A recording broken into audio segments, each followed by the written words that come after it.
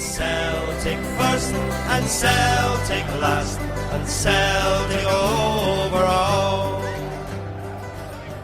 As the team stumbled from one drearily woeful season to another, the frustration of the support turned increasingly to anger. The years of mismanagement had left many fans at breaking point, and with the very future of the club at stake, the decision was made to take on the board and end generations of Kelly White rule. It was not an easy decision for these supporters to make. They were only too aware of the club's traditions and the fact that the Whites and the Kellys had links dating back to the very first Celtic side. These two families had played a significant part in establishing Celtic as a truly great name in football. But there was little point in having a proud history if you had no future. Save Ourselves were the first supporters group to attempt to directly take on the board. They were followed by the Independent Celtic Supporters Association. But it wasn't until the later emergence in 1993 of Celts for Change that fan power really began to change the course of Celtic history. Celts for Change employed a policy of direct action to highlight the club's plight. Their numbers quickly swelled, and demonstrations included a picket outside Celtic Fan bankers, the Bank of Scotland. This grassroots campaign for change was supported by rallies, leafleting and a thriving fanzine scene, led by the admirable work of Not The View and latterly Once a Tim. The message was simple but powerful. Back the team, sack the board. It's Celtic first and Celtic last and Celtic over all. He went on to sign players like Tom Boyd and Tony Mowbray and guys like that as well, and you just thought that this Celtic team isn't too shabby. And even when you look back at some of the results we had that year, you know, this was a team that was going to go places. And then you had the disasters in Europe, and all of a sudden the doubts started to creep in. As you say, Examic's new channel. I remember watching that game on a foreign satellite channel one night that wasn't even in English. You know, and here was a Swiss team absolutely cuffing us, and every time they went up the pitch you were like, oh God almighty, no, you know. It was just a disaster, you know. And Tom Boyd, I think pound for pound he's probably the best signing Celtic ever made. I mean, he was a great player in his own right, but it was because we got rid of Cascarino as part of the deal. But, I said that I've met Tom a few times. He's a lovely fella and does quite a lot of work for the Kano Foundation. He's a lovely guy, and I said that to him once. He was laughing, but no, he became a stalwart of Celtic Park. What a fullback he was, absolutely brilliant. And again that year we met Rangers in the Scottish Cup, and it was another chance for us to put this marker down in the sand and show that we were back. And that was the night, if you remember, at Hampden, where it was lashing out of the heavens, and the Celtic fans were really up for it that night. And then after about 5 minutes, Robertson gets sent off for Rangers, and we just thought, oh, you dancer. Aye, I was at the game in the Celtic end, the uncovered terracing, and that mob's obviously got the big cover over theirs. Me and my two young brothers, I was off work for about a week after it. I probably got hypothermia or something. It was unbelievable. And when Robertson got sent off, we were celebrating as if we'd won the game. But then I think it was McCoy scored. It was like a skidder along the ground, and I gutted, absolutely sick, walking out there drenched.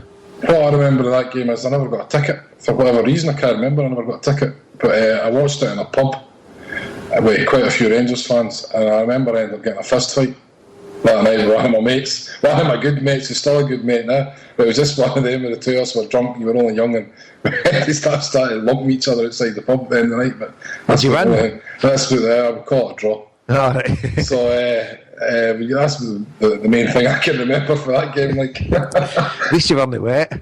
I remember that night. I was listening to Radio Scotland, and it was one of those real bad nights where the reception kept coming in and out.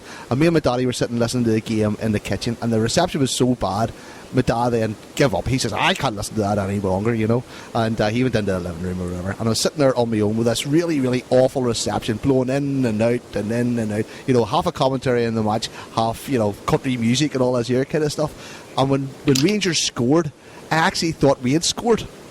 and I jumped up and I was yelling at the top of my voice, yes, we've scored a run. And my dad said, 1-0. He says, who scored? And I says, I don't know. And the two of us ran back into the kitchen and found out McCoyston scored. Double whammy.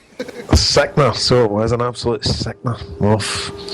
And getting beat with them at the best of times, but then with the weather, and then obviously if they ever beat you in a cup final at Hampden or a semi-final or whatever, when you're walking out you can still hear them singing. You get back to your bus and you could hear them singing, obviously with that roof, because we didn't have a roof, so when we were singing the sort of sound just sort of drifted away, but with them it was a killer. Gutted. And that ended up a season, the third season in a row without a trophy. And we still believed, didn't we? We still believed going into the 92-93 season we've still got a chance. I think then it was starting to, the realisation was kicking in, Chris, for me. Well, I think the team was okay. We've rolled out these names over and over again, like Mowbray and Boyd, Paul McStay, John Collins, even the likes of Jerry Craney up front for that season. Charlie was back. I just thought that we weren't a bad team on paper. Tommy Coyne. Well, they actually weren't too bad. It was just because the other mob were really good. I think that season we finished third behind them and Aberdeen, 13 points behind them at the end of the season. But it was, you needed something, and we just weren't good enough. They were excellent at the time, to be fair, and we just weren't good enough. And I'll cut that bit out so I will, Jason. But it's just the lapses as well. You were playing anybody in the cup and you knew you could go out, and I'm sure that year I think we lost 2-0 to Falkirk at Brockville. In the Scottish Cup, I think Aberdeen beat us in the League Cup, and it was heartbreaking. See, when you're walking out a game losing 2-0 in the Scottish Cup to Falkirk, you're just saying, what's going on here? And then you just knew they weren't up for the job, or there was something. I think the players were probably affected by the sort of boardroom struggles and things like that. I think there definitely was an element of that creeping on to affect the players' performances in the park. I think for me that was the season, when you mentioned the Aberdeen Cup final at the start being a watershed moment, I think this was the season for me where it started to really hit home that this was a team that was going nowhere fast and going backward in a sort of rapid fashion. And I think it was all the stuff that was going on in the boardroom and off the park as like an 18-year-old at that time.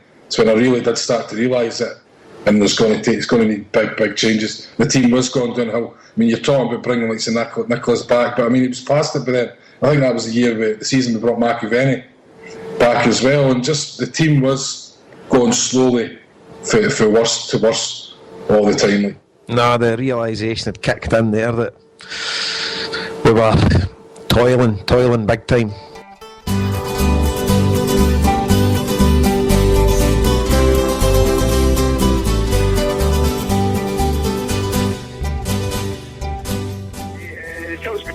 Were invited over by the Irish Celtic Supporters Club to the Imperial Hotel in Dundalk.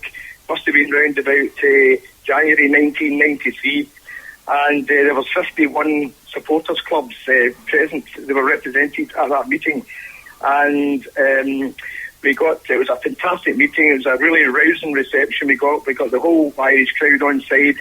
They believed in what we were doing, and out of the 52 clubs that were there, 51 delegates voted for backing Celts for Change, and the other delegate had to go back to his club to just ratify it, and he got in touch later on to say that we had got the full backing from the Irish Celtic Supporters Clubs, which was 52 clubs backing Celts for Change.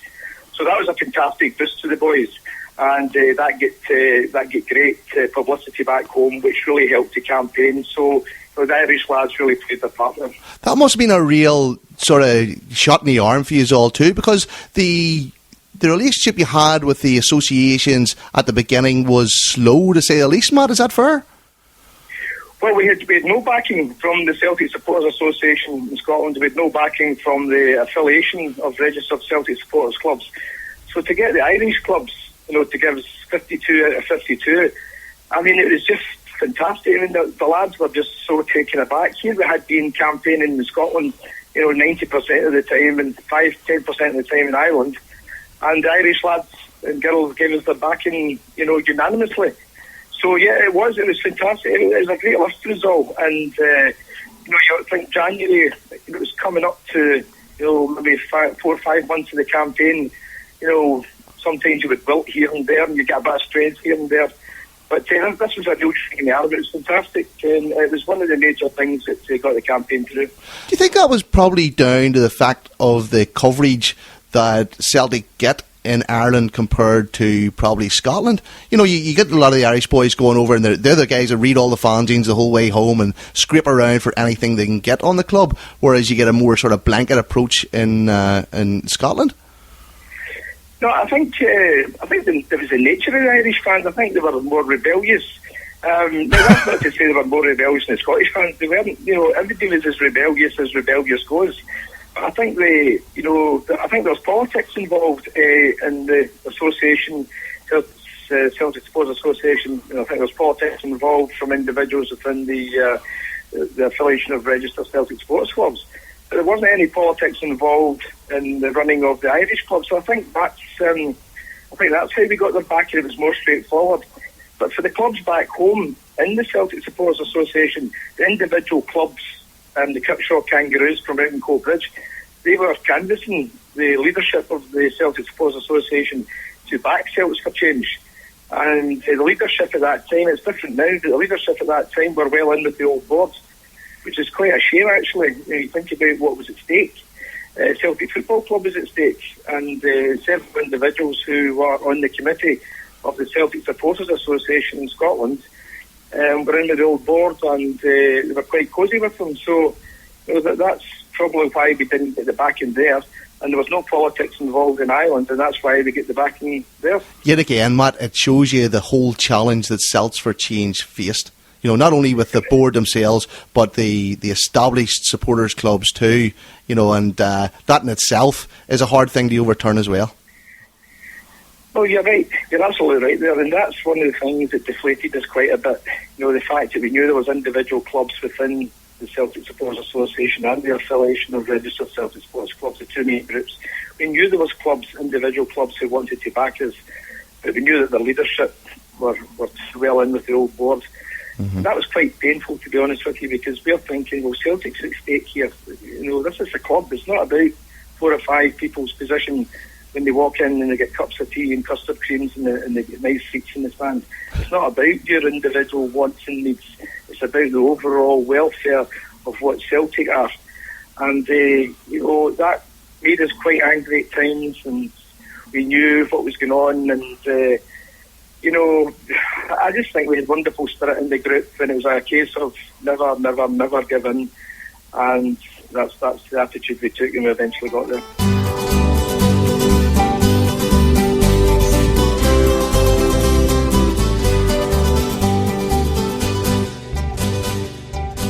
But these were still the days when Hugh Keevins was appearing, presenting Celtic videos. If you these days they've got a story on a plate and they're running away from it. The comparison's stark. Well, they're probably doing their jobs at a time which we're journalists, and you do look into things and don't be blink on it or swayed by opinion from your news desk or whatever. So these guys, fair enough, they went for it and gave us information as well that we wouldn't have probably got. But as I say, what a difference nowadays. Where did all that journalistic skill go? What do you mean they give you information? That information out about cameras wasn't going to happen. Wasn't us that found it. That came out the papers, Scottish media. All right, okay. I thought you were actually had the contact. They trashed the story about Celtic moving to cameras. No. God, no, not at all. Not at all. Well, actually, to be honest, and I met Keevins once or twice. He gave us an interview. He did an interview for the magazine way back in the early days. We can still find it in one of the very early ones. This is, I think, the problem in Scotland. Keevins was basically a football reporter. That was his bread and butter, and he'd rather have been writing the stories about who Rangers were going to sign and all, and in a blind eye to what's been going on across the way in recent years. So even with the disaster that was pending about Cambuslang, on the pitch that year, Celtic won nothing, Rangers won a treble, and it was doom and gloom again. Liam Brady comes in for season 93-94 and fires all his backroom staff.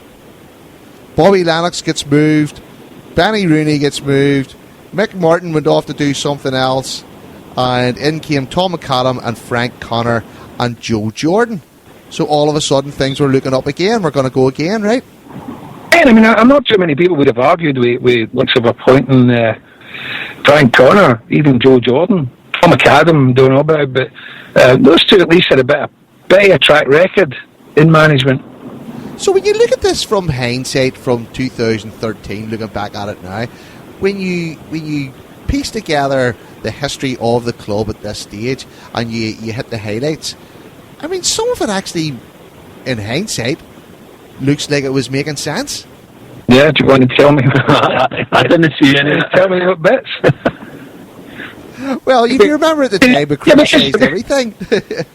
Then a panic sets in again, and then then it's start it up and start again time again, and it's too much of that in the space of 3 years or 4 years, and I don't think any club can thrive under that kind of atmosphere. With the whole Canvas Lang thing, the Jeff and all thing, and all the rest of it, I think they'd lost the fans anyway by then. It's going to take something much more than just been shuffling the deck chairs about on the Titanic to appease the fans by then. But the good things we had were like the St Patrick's Day Massacre, but it didn't lead to anything. It was just a one-off game, and then we don't go on and win it. We're out of the cup. So with all this going on off the field, how did you see the fanzine develop? You know, whenever you were seeing the regular Joe supporters starting to disbelieve everything that was in the Celtic View at the time, you know, people were banning the fanzine. This was really the start of the fans movement, wasn't it? Yeah, well, thankfully, it led on. What was good about it was it led on to other things, not necessarily we was at the forefront or not the View taking the lead in that. There was other people came along and take it on from there. So I suppose, you know, if you went to a place for the fanzine, it kind of convinced people that there was a lot of folk same way. But there was thank goodness there was other people came along and did other things that started up other more practical things than just reading about it in a magazine. See, one of the things as well about the red card issue, for example, it got a lot of people thinking that after the match, for weeks after it, people were talking about it, how successful it was, how good it looked and that, and I think about a lot in people's mind going, you can do something. Things were just starting to change, and even technology and your information. So people you didn't have to just rely on a radio show or the newspapers. People were starting to find out things for themselves, and it put a lot of people in touch with other people and said, right, let's do this, let's do that. There's a whole change in the era then in the 90s. How did you boys react to the Celts for Change and stuff whenever it started to come on board? Was the fanzine a big backer of it at the time? Or, I mean, did you know the Brenton Sweeneys and the Matt McGlones and all this kind of thing? It was Wee Wally for Clydebank and Save Our Celts first started that. Yeah. This Wee Wally for Clydebank started Save Our Celts, and put a lot of effort into it. We were there, met them, and then it kind of didn't take off. But shortly, not long after that, Celts for Change came along with a lot of guys who got involved with Save Our Celts, and that really hit the streets running. And that was Willie Wilson who was running Celts, right? But he was just doing that himself. It was amazing what he was trying to do, and he was just doing it himself. He got in touch with us, and then going to him and all that, and thinking, this guy's just doing it off his own back. But that was the follow-on was obviously Celts for Change, which was more organised, got everything going. But again, we were at meetings at the start of that as well, and it was just a small group. But that quickly, because the fans were bought into it big time, they knew something had to change.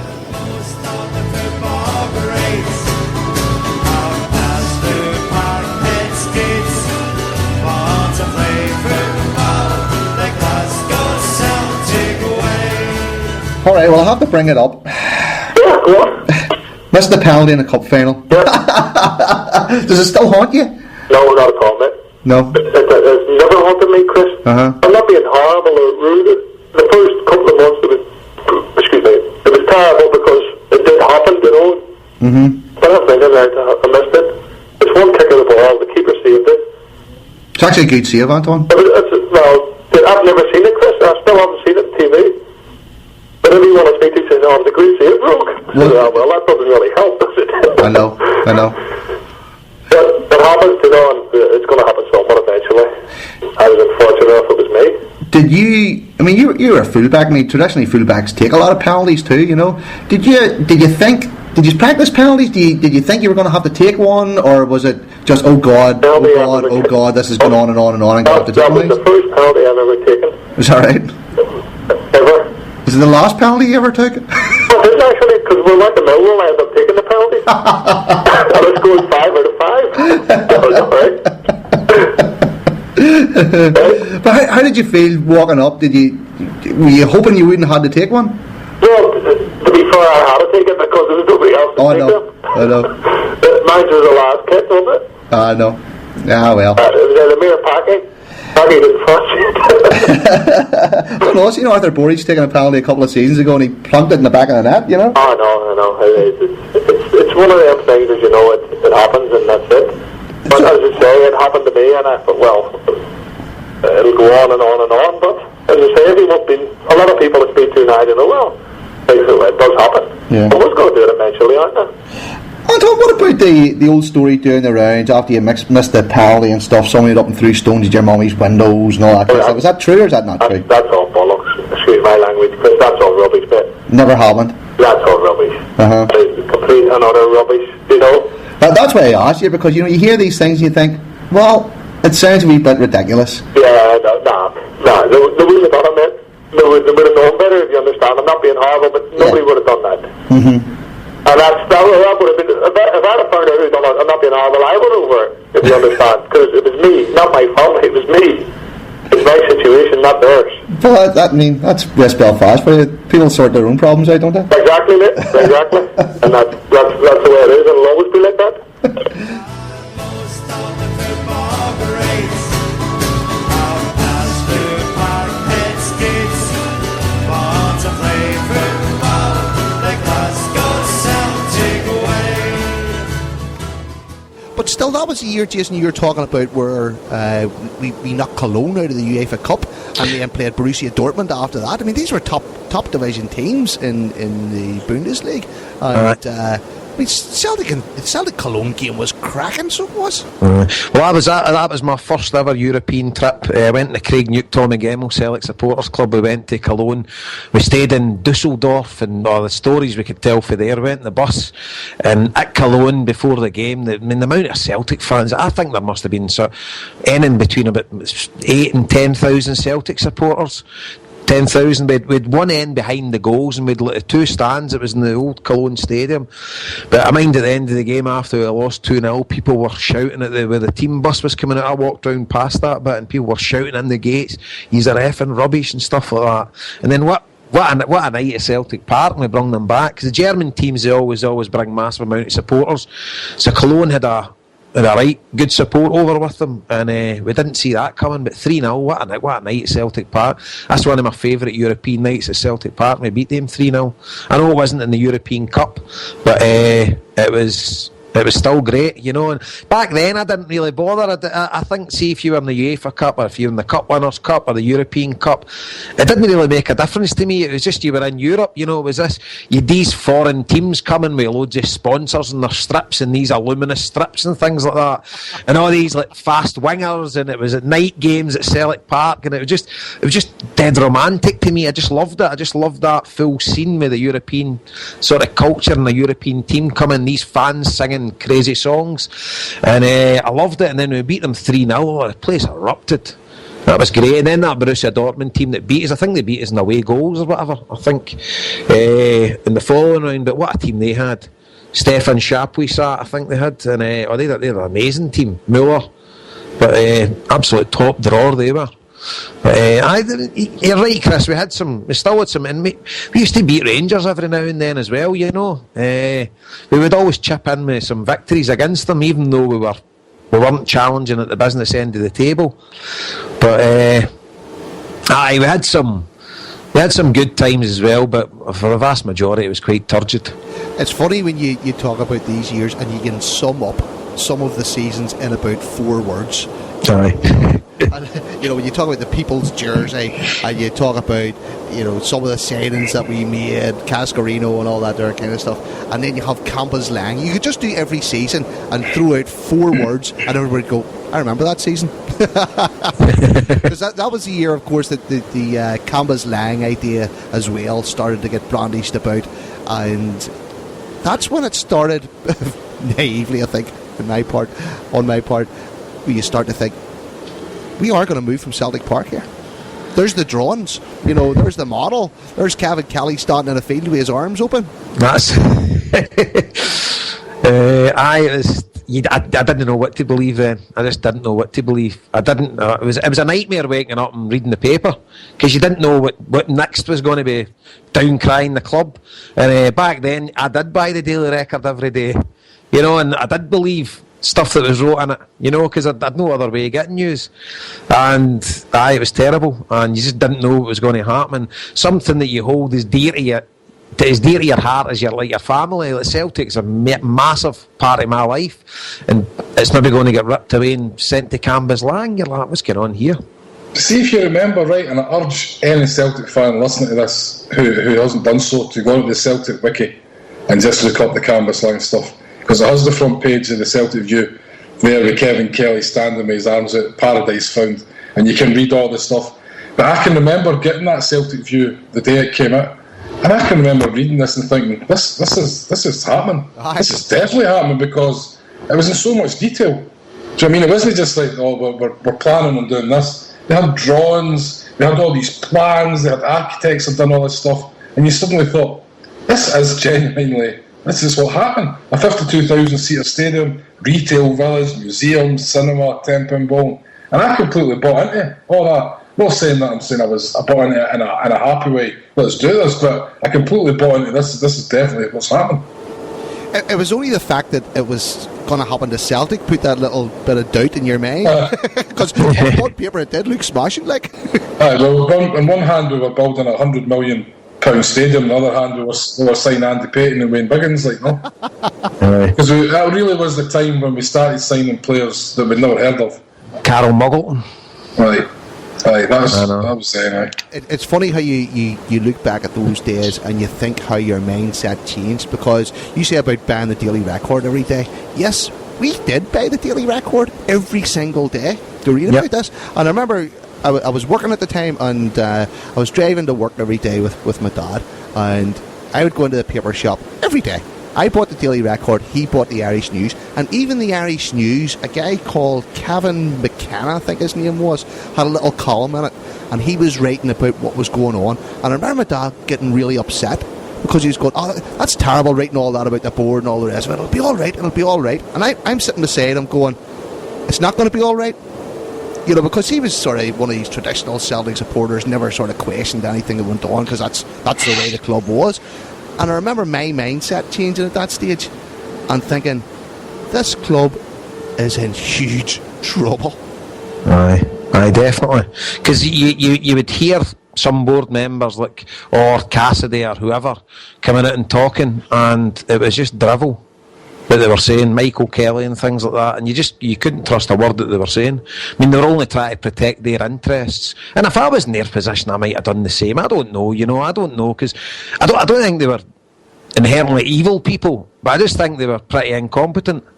And I think they were well out of their depth, because football as a sport was changing, and the amount of money floating around football. Nowadays, well, in their days, it was sort of starting to, players were starting to get bigger wages, commanding. Football was becoming trendy, and it was becoming a nice, it was like a status symbol, your season ticket and things like that, whereas before it was a very much working class sport, cheap and affordable, but it was changing, and you had to move with the times if you were wanting to sort of flourish in that market, and we certainly weren't moving with the times.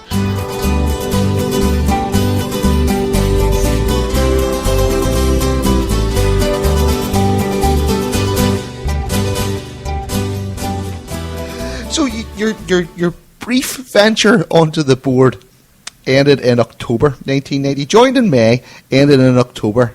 Yeah. Why did it all end? And what did you feel like when it ended? I felt stupid. I felt that I had got in here, encouraged by the chairman and by Jimmy Farrell and Tom Grant, to get stuck in and start changing Celtic Football Club. And when it came to the bit, they wouldn't support me. They were scared they were flung off the board too. They were told if they supported me, they were next. And I felt stupid. I put my trust out in these people. So do you think that was down to your relationship with the fans? Do you think it was down to, you know, your suggestion about moving the stadium to Rob Royston? That was not being raised forcibly at that time. Mm-hmm. It was down to my attacking them. I was attacking them constantly as not doing what I thought and believed was best for Celtic. Mm-hmm. They did not want anyone interfering with their empire. And you see how the story plays out, and it's easy to look back here, 20-odd years later, to how the story played out. Was there no indication from those guys at the time that change was afoot and they could have taken the club on to the next level? I mean, we see the Campbell's Lang plans and, the Jack McGinn in the middle of the field and all this here kind of stuff, but did they really believe they could do it? I think they believed anything that suited them to believe. But deep down, they had to know there were serious problems in anything, because the simple problem with Celtic is it was undercapitalised. It needed a lot of money. And they were not prepared to pay the price of getting that money, which was losing control. For me, the Celtic at the time was that they would continue running and controlling Celtic, not what was best for Celtic. And Therefore, I was in a completely different wavelength and a different planet from them. Theirs was self-preservation, and mine was moving forward. And at that time, we hear of Fergus getting involved, and this name, this Canadian guy who nobody knew, Fergus McCann. Where did Fergus McCann come from? Who lifted the phone and said, I know this guy called Fergus McCann, how do we get him involved? A friend of mine, it's unfair to name him, who ran a PR agency in Glasgow, phoned me and said this guy had tried to do something before, came and offered about 2 or 3 years earlier money, and Jack McGinn name short shifted him. Do you want to talk to him? I said, sure. I welcome anyone and everyone who is prepared to come along and put the capital into Celtic, who's the right man and has Celtic's best interests at heart. I'll speak to anyone. Spoke to him, we had a good chat. I went out to meet him in the winter months. He moved to Phoenix in Arizona, Phoenix from Montreal, and I flew to Phoenix. I was going out I have a beach house in California. I flew out to meet him on my way to California, and I realised he was a difficult guy, but he wanted to do so much, and that developed a relationship. And when you first met him, did you know from then, or did you get a good enough feeling from them that this may be someone that could take the club on? I mean, we see that he could do it because he was totally driven, totally focused, totally ruthless, cared about no one but himself. I kept saying to me, I got a plan, got to stick to the plan. He knew exactly what he wanted to do, and he would do it. Now, he wouldn't deny it. Fergus was all about making money for himself and saving Celtic at the same time and taking Celtic forward. So he never made any bones about that, and he achieved both. But still, there was also talk at the time about the Wisefield investment as well. Yes, I encouraged them all in, and he said to me one day, do I have to take all these people on? I said, yes, you do. Remember, he said, does everyone want to be a director of Celtic? I said, yes, they do. I said, but because of that, take all these people on, exclude me. You don't need me there. Take all these people on who will put money into the club, serious money, and who want to see it improved. What was your role at that stage? Were you trying to get them both to invest? Was there only going to be one winner, or I wanted everyone to invest. So what happened? Fergus had this proposal he came up with, which allowed Gerald Wisefield did subsequently invest, put money in, that everyone could come on board. But Fergus made sure at that point, well, I said to him at the time, just make sure you're in control. Because if there's not one person able to control Celtic, we'll go back to where we were. This had to be driven. Ferguson wasn't going to let anyone near the place unless he had control. He was putting most of the money in and he wanted control. And that was something that you were happy with at the time, of course? It was necessary, whether I was happy or not. The plan set out a method of redeveloping Celtic Park, reconstituting Celtic, bringing the fans in totally and completely, which hasn't gone quite the way I would have wanted it, but it started it the right way, and there was nothing else on the horizon. It was the only show in town that achieved those different objectives. And then coming up to the famous day when the takeover actually happened, Brian, what were the events leading up to it? What were the final straws that broke the camel's back? Well, I was, that was a Wednesday night. It was a double header of European football, and the second game on very late was Arsenal, I forget. Events faded away after this, and about 11:45. The phone went home, my wife said to me, it's Kevin Kelly on the phone, and I laughed. The Kellys hadn't spoken to me in 3 or 4 years. And I took the call and I said, hello, wondering who it was. He said, hello, Brian, it's Kevin. I said, Kevin, to what do I owe this honour? He said, could we meet tomorrow morning? I said, what's up? And now, sorry, he said, have you been watching the football? Was that a great goal? Did you watch that? He talked for about 5 minutes about the football, and then he said, could we meet tomorrow morning? I said, what's the problem? If we don't have £1 million in the bank by 5 o'clock tomorrow night, the club will be put into receivership. And we'd spent all this time gibberish. He'd waited all night instead of phoning me at 6 o'clock. We should have met. They left the bank at 6. We should have met at 7 o'clock that night. And to hell with the football. And I said, we meet at 8 o'clock. And give me all the facts. Went to the bank at 11 o'clock. They said they'd already appointed receivers. I said, well, look, who were moving in that afternoon, 5 o'clock, because they knew there was no way they were coming up with money. I said, by the time I get you the money, it'll be tomorrow. They said, that's fine. 5 o'clock tomorrow, just get your bank to confirm that's coming, and we'll wait. Mm-hmm. The Bank of Scotland were wonderful. And they knew that they said to me, we believe you represent the Celtic community here, and we'd like to move forward with the Celtic community. That's where Fergus, one of the areas he got it wrong. But anyway, be that as it may. So we then had a meeting the next morning when I went to the bank. They were busy writing up their contracts of employment, 10-year contracts of employment, which I can assure you were subsequently torn up. And that started the ball rolling. We then had to get £1 million in the next day. We then had to move forward with the EGM and various things, and the takeout of the Kellys and Whites. We had to buy them out in order to protect the company, because £1 million had gone in with no security. Mm-hmm. And the famous scene of yourself on the steps of Celtic Park with Fergus. When you look back at that now, what goes through your mind about the time? Did it go past in a whirlwind, or do you still look back very fondly? Do you remember every minute of it? I remember lots of it, but it was a day where one of the reasons for the delay was there was only one typewriter at Celtic Park, and by the time they brought the typists in from the legal firm, it took them quite a long time to type up all the agreements. So it went on and on and on forever till about midnight at night. And I always remember thinking, this is just preposterous. And the events had overtaken themselves with the fans outside, and that magnificent group of people that the Celtic support owe so much to, called Celts for Change, Mark McGlowan and his team. The Celtic support owe them so much.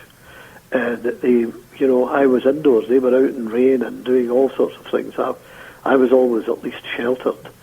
They were the foot soldiers of immense courage and resilience, and I could never praise them enough for what they did for their fellow Celtic supporters and Celtic Football Club.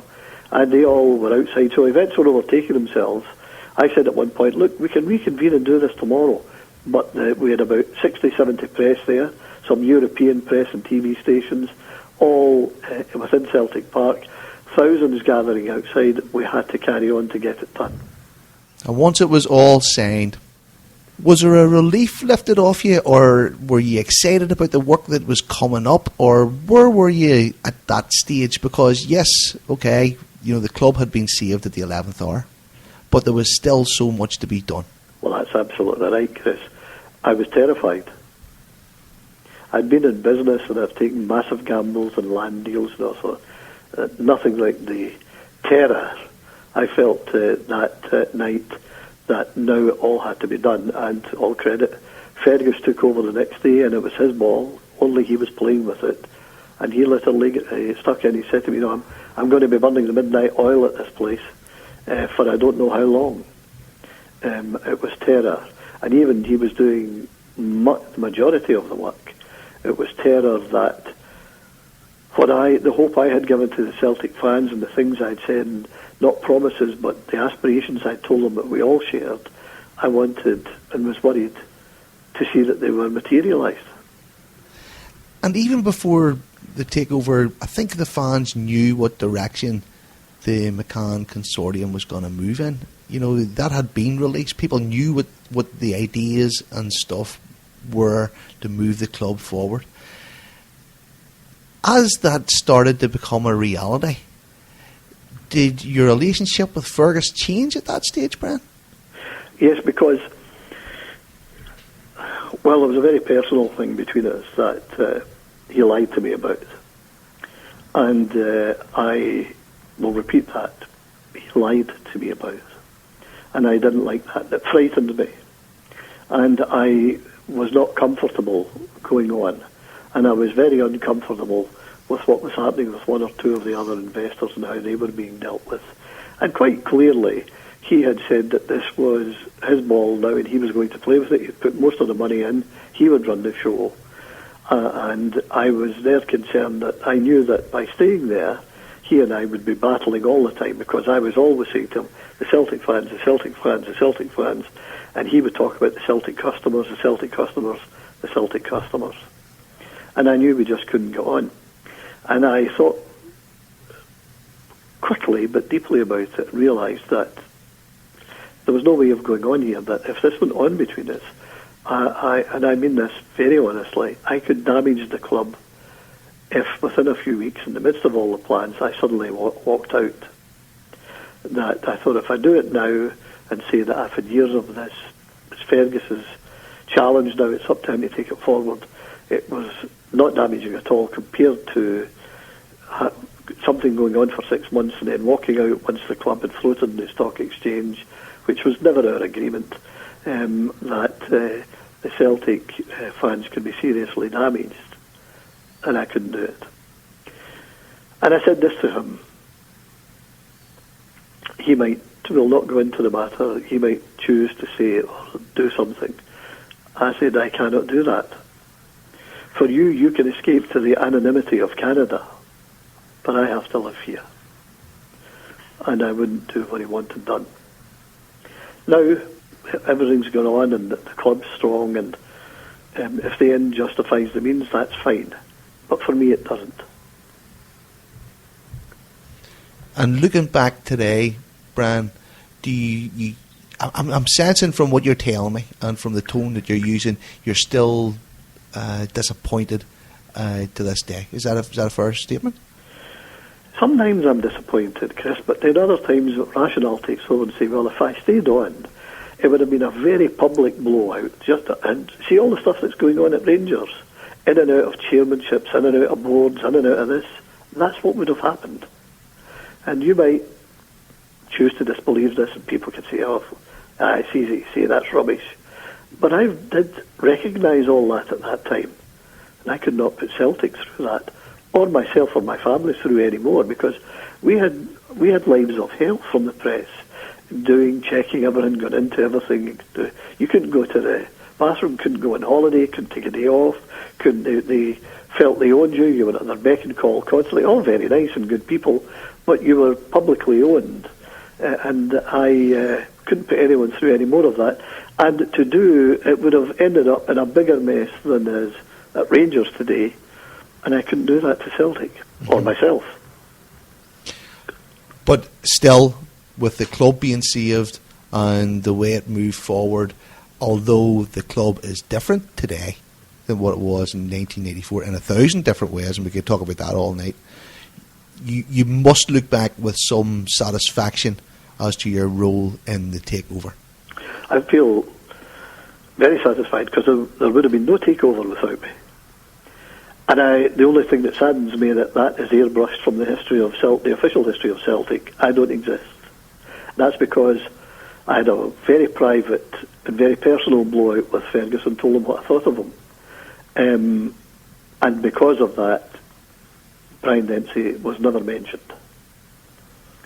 Well, that's why we're doing the fans' history of Celtic now, Bram. That's sad, in some respects, but quietly is gratifying for me, because if I'm true to myself and if I'm not misleading myself, when I went into all this at the time, I always wanted to only do what was best for the Celtic support. And I feel like even walking away, that's what was best, because it would have to imagine Celtic going through all the stuff that Rangers have had to go through, all the nonsense about personnel on and off, all this stuff. That would have been a disaster in my life. And I think that's one thing that we all look at as Celtic fans today when we look across the city and we see the limping disaster that it has become. Yep. And we think back to those days, we had suffered an awful lot of pain. But yep. The pain was consistently with the same people for 100 years. Yep. But what Rangers are going through right now is probably even worse than what we experienced. Yep. Because there's no direction. I never publicly said anything against anyone personally at Celtic. And I may have said things privately, but nothing I didn't say to them directly. But publicly, I'd never be drawn into this. Everyone does what they do with the best will in the world, whether it's the Kellys, the Whites, Fergus McCann, Dermot Desmond, whoever it might be. Everyone does what they think is best for them. And that's good enough for me, provided it doesn't damage the Celtic support. And remember that big institution, that icon, that part of your everyday living, where we failed in so many aspects of social life by lack of opportunity, by lack of facilities, whatever it might be, that Celtic represented it, given a clear and even playing field. Whoever we were, we could compete with the best and sometimes win. Brian Dempsey, that is a fantastic way to end this interview, and I can't thank you enough for coming on and having a wee chat, because this, what we're trying to do is tell the true story of Celtic Football Club based on the history, and the whole point of it is to bring out the good and the bad of what happened. And while it's a good ending, I made mistakes during the period too. We all make mistakes. But the greatest event of all the Celtic happenings for me, and I say this very, very honestly, is the wonderful relationship, honesty and integrity I received, and the criticism from the Celtic support. Celtic support, without question, is the salt of the earth. God bless them all.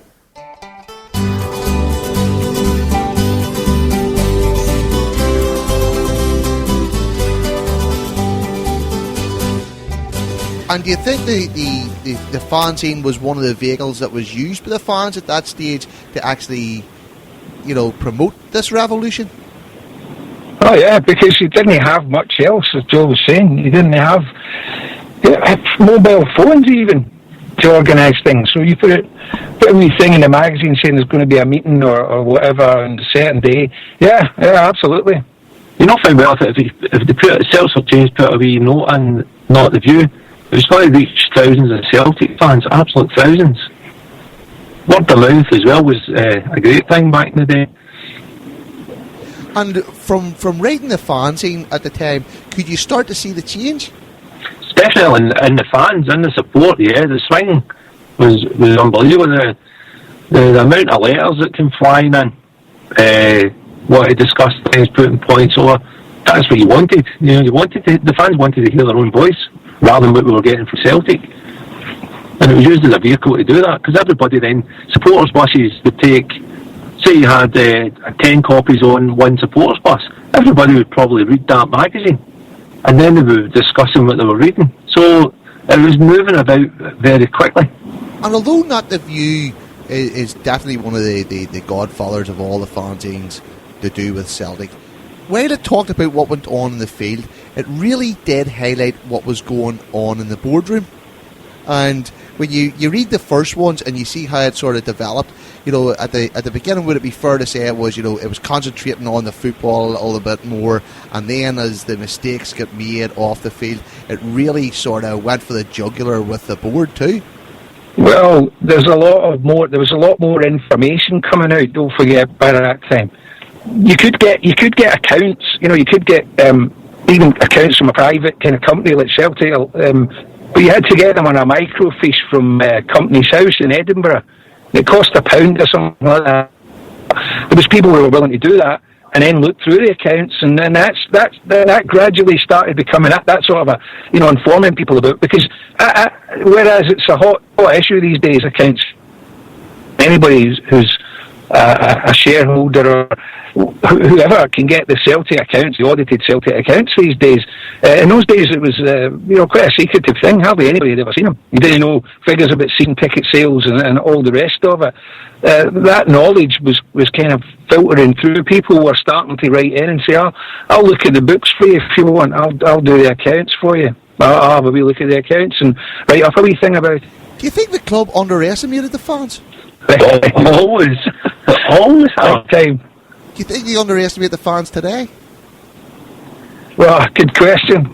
Good question. I think today it's a different issue. You know, if they don't believe that supporters are well informed, I can't give that any credibility. That idea. I think they know how well informed supporters are these days. The boards. It's a different game they've got to play now. But there are still issues, obviously.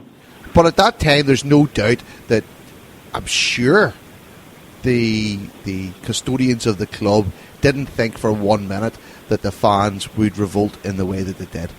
No, it just wasn't a done thing then, sure it wasn't? No, I'm sure Sir Nicholas, whoever, never ever saw himself in a basement getting plugged, you know.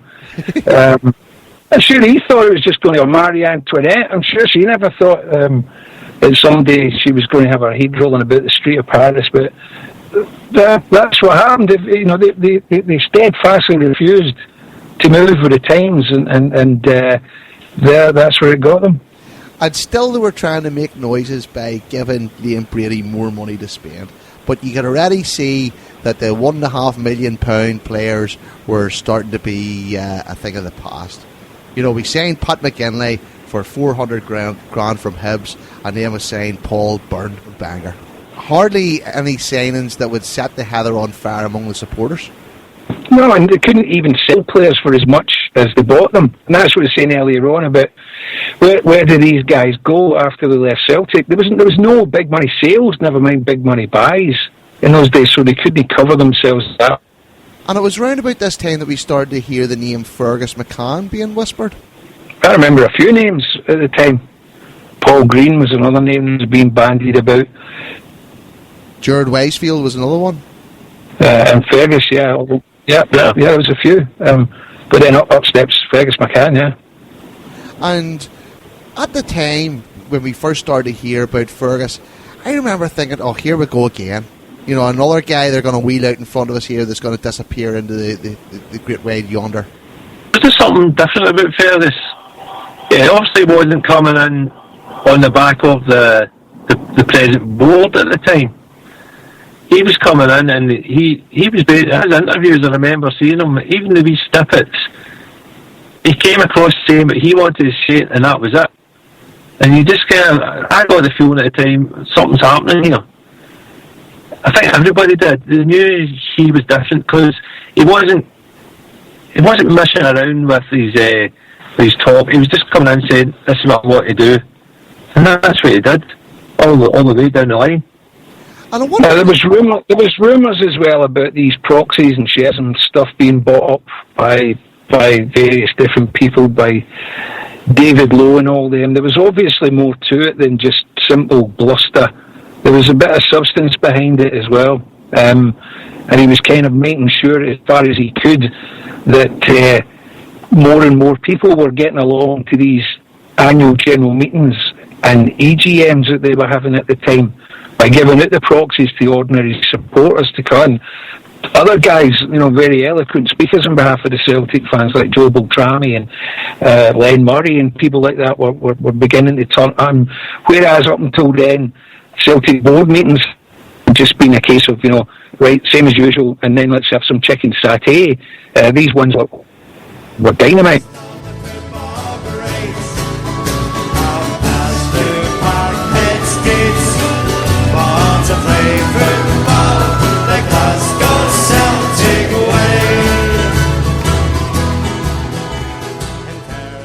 You made your debut for the team on the 6th of October 1983, and that proved to be a little bit of a kiss of death for Mr. Brady, yeah?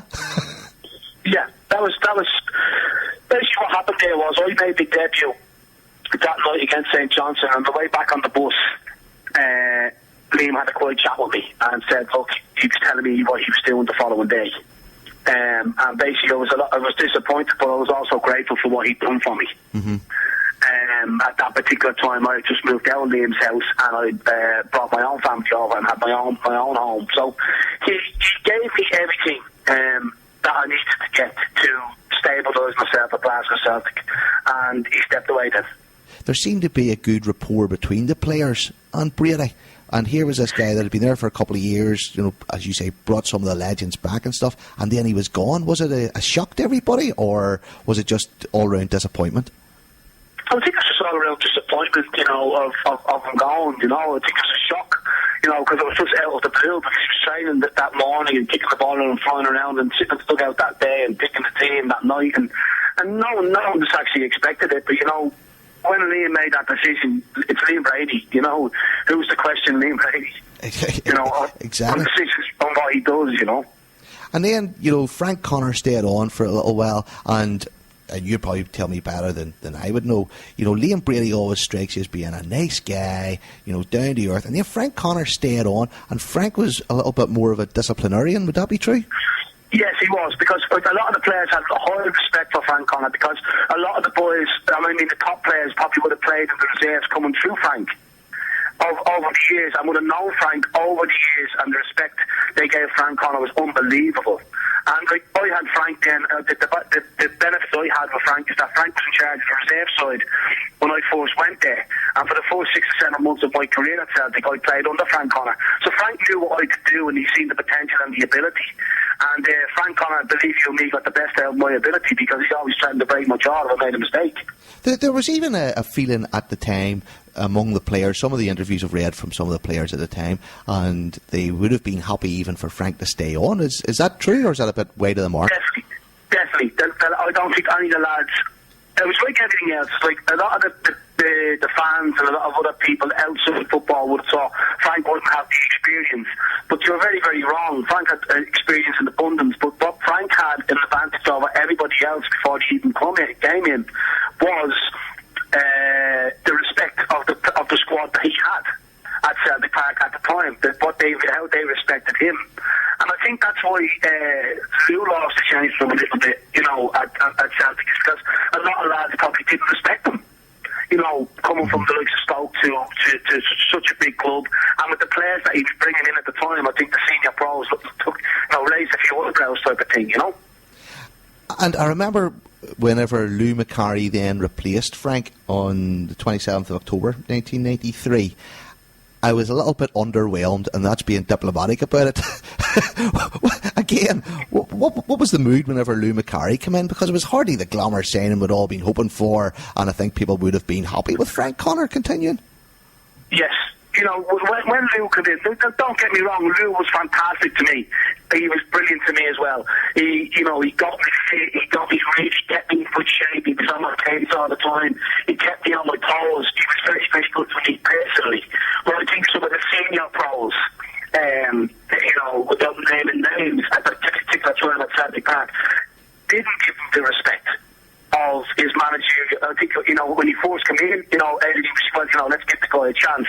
But then, you know, sort of like a few months into the job with the players he was bringing in and sort of the training that the senior players wouldn't have been used to, you know, doing laps of pitches and you know, Lou was real sort of a real fitness. You can't do anything if you're not fit. He brought another lad in called Chick Dates, who really got, you know, wanted to get the lads fit, and those lads coming towards sort of, you know, the end of their careers that didn't want to do all this particular running type of thing. They wanted to play what they were used to over the years that they won trophies doing by playing five-a-sides, plenty touches of the ball, and, you know, that type of stuff. So I think that's where it went with a few Celtic players. Just to put things into perspective, here's the transfers in that Lou Macari made. Wayne Biggins from Barnsley, £100,000. Carl Muggleton from Leicester, £150,000. Lee Martin from Man United, £350,000. Willie Faulkner from Sheffield United, £375,000. Andy Walker from Bolton, £550,000. Gary Holt from the Army, free. Justin Whittle from the Army, free. And here's who went out: Andy Payton, Jerry Craney, Wayne Biggins, Pat Boner, Charlie Nicholas, Frank McAvaney, Gary Gillespie, Darius Dovchak, and a few others as well. Just incredible, the heroes that went out, and the, well, as you say, maybe not Celtic class that come in. But this is it. You know, I knew myself going to Celtic Football Club that I'd no given right to play in Celtic's football first team. No given right at that particular time. But when I got there, and the more I played, the more my confidence grew, I felt at that particular time, well, I'm just as good as any here. So I do deserve a chance, and I grew about an extra 5 feet, and I think that's where my career started to slide, because I became overconfident. Most of the football greats have passed through Parkhead skates, born to play football the Glasgow Celtic way.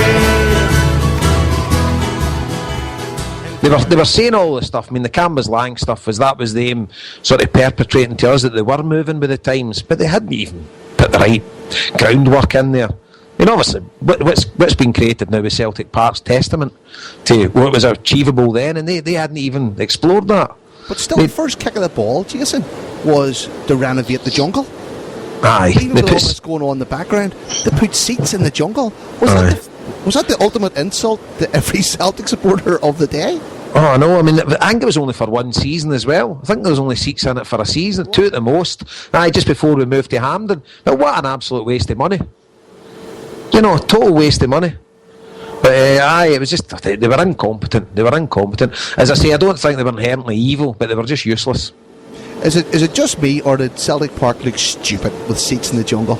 Aye, it was a disaster. Right. Any time you see anywhere, it's like a temporary seating thing getting stuck in. I mean, I can remember being in the Celtic end and looking across at the jungle at that time and just being kind of heartbroken. It just ripped the soul out of it. Aye, definitely. Because that's where we all went when we were younger and things like that. And then that was the end of it, you know. The jungle's last stand, I think, being at that game. But, the jungle's last stand, and Kevin Kelly dressed up as a tiger. There you go. Put that in your drawer as the best things that happened that year. His wife taught me it's in Aiden's primary school. There you go. But as I say, I don't think the guy is like a bad bone in his body, but he just wasn't up for the task. Yeah. So 1993 to 1994, we saw Liam Brady feeling the heat a wee bit, and he took drastic measures for the start of the new season. He got rid of all his backroom staff. He got rid of Bobby Lennox, Benny Rooney, Mick Martin, and he brought in the likes of Frank Connor, Joe Jordan and Tom McAdam. And seeing Joe Jordan coming in again, I don't know how stupid I was. I was all excited again. I was too. He went to the same high school as me, so he's for Cleland, quite locally where I live in Wishaw. But I mean, his football pedigree was there for all to see. Leeds and Man United, he was, and he played out in Italy as well. And just he commanded respect, and when he came here, you were thinking, this could work. You know, if he can install a bit of the fighting spirit in him that he was well known for in his Scotland days and his playing days. You were grasping at anything, you know. But these were guys who'd made their mark in football, so they'd earned respect. So they got my respect, and you just thought, surely somebody's giving them promises of money and to make us compete, you know. But another false dawn. I think he managed this for one game, didn't he? Yeah, Was it when Brady left? Yeah, that's right, he did. And Brady then signed Pat McKinlay, and we're now signing Paul Byrne. See, to be fair, Paul Byrne had a huge reputation coming over, but he was still making the jump from Irish football to Scottish football. I reckon Pat McGinley was excellent at Celtic. I think he was our top goal scorer that season, and then they got rid of him. You know, it was a strange one because he done really well. You know, he didn't have much support, but he done really well. He was only there a couple of years, wasn't he? I mean, I thought Pat McGinley was a great player. Like. Aye, and as attacking midfielder, I'm sure he was top goal scorer one year. Mm-hmm. That was the season we were at Hampden. Aye. Yep. Not that it helped Liam Brady at all, because he lasted 12 league games that year, and this was probably one of my darkest moments.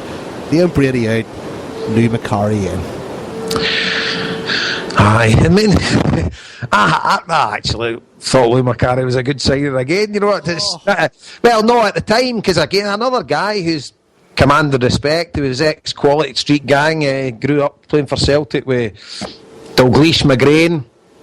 You know, and he was, you know, he was a Celtic man as well. So, foolishly I bought into it, but it wasn't long. And one of the strange things with Brady when he resigned, we were still in Europe at that time. I mean, we knocked out Young Boys of Bern in the first round of the UEFA Cup, and we were still in Europe. But when he resigned, I mean, we got put out by Sporting Lisbon. I think that would be the games. Joe Jordan was in charge, was the first leg of the Sporting Lisbon game. I mean, we were still in Europe at that time. It just shows you how bad the league campaign was going, and how much the broken down between Brady and the board at that time as well. And I mean, he obviously chose to leave then. Like, Celtic first and Celtic last and Celtic over all. But as thousands joined the Celts for Change crusade, there still remained a small section of the support loyal to the board. The board had tried to play on this division by deviously claiming Celts for Change and other supporter-led protests were little more than a vehicle for a bitter Brian Dempsey. In May 1990, the club had brought onto the board Michael Kelly from a dynastic Celtic family and an outsider in Dempsey. A Lanarkshire-born Celtic fanatic, Dempsey was hoping to convince the board that with the implementation of the proposed Hillsborough-Taylor report imminent, the club should move to a purpose-built arena in Rob Royston. However, relations between Dempsey and Kelly deteriorated. Kelly and fellow director Chris White then made a play to have a property developer remove the parkhead in the circle. They were successful, and just 5 months after his appointment, Dempsey was ousted. Little did they know, but the board had just drawn first blood in a civil war for the future of Celtic. Despite the shared aim of the regime change, there was no doubt though that Celts for Change was born independently from Dempsey. An increasingly divided board clung desperately onto power, and the appointments of Terry Cassidy and David Smith, the club's first non-Catholic director, were seen as an attempt to add much needed business acumen to their ranks. But with the very future of Parkhead in doubt, time was running out, and the hugely unpopular and abrasive Cassidy did little to enhance the board's reputation. Ambitious plans to relocate to the purpose-built Celtic village in Cambuslang was the board's solution to the stadium issue posed by the Taylor report. But doubts about the viability of the scheme had long been aired. In the meantime, a number of potential buyers for the club had emerged, the most credible being Fergus McCann. The Crawley-born Canadian-based businessman had made his millions through selling golf holidays in the lucrative North American market. With the backing of Dempsey, he proposed to rebuild Celtic Park by selling supporters shares in the club.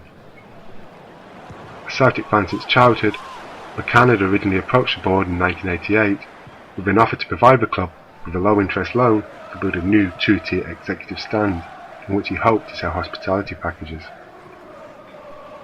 His approach would be quickly dismissed. With every passing week, the Celtic board found themselves increasingly short of friends and finances. As the pressure mounted from all angles, the board announced a press conference for what they claimed would be the most momentous announcement in Celtic history. This announcement, on Friday, February 25th, 1994, would prove to be no more than another unveiling for the Canvas Line plans, with the board now claiming a Swiss bank was willing to finance the deal. A pathetic stalling tactic, it was soon discovered the supposed funding was non-existent. On March 3rd, 1994, with the reputation of the board at an all-time low and the club facing crippling debts, the Bank of Scotland summoned club officials and told them unless a guarantee of £1 million was found within 24 hours, then they would begin the process of winding up the club affairs. Finally, the board had no place to run and nowhere to hide. At the request of McCann's team, Mail-born Edinburgh businessman John Keane would provide the £1 million that would keep the bank at bay and push open the door for a takeover of Celtic. Just 24 hours later, Fergus McCann would become mechanised as the saviour of Celtic. Held on the steps of Celtic Park by an army of delirious supporters. But while McCann deserved his plaudits, the momentum for change did not come from the world of finance or big business. It came from the terraces. While men like McCann, Dempsey and David Lowe were the public faces of a Parkhead coup, it was the ordinary supporters who had fought on the front line. What groups like Celts for Change lacked in finance, they made up for in passion and the love of the club.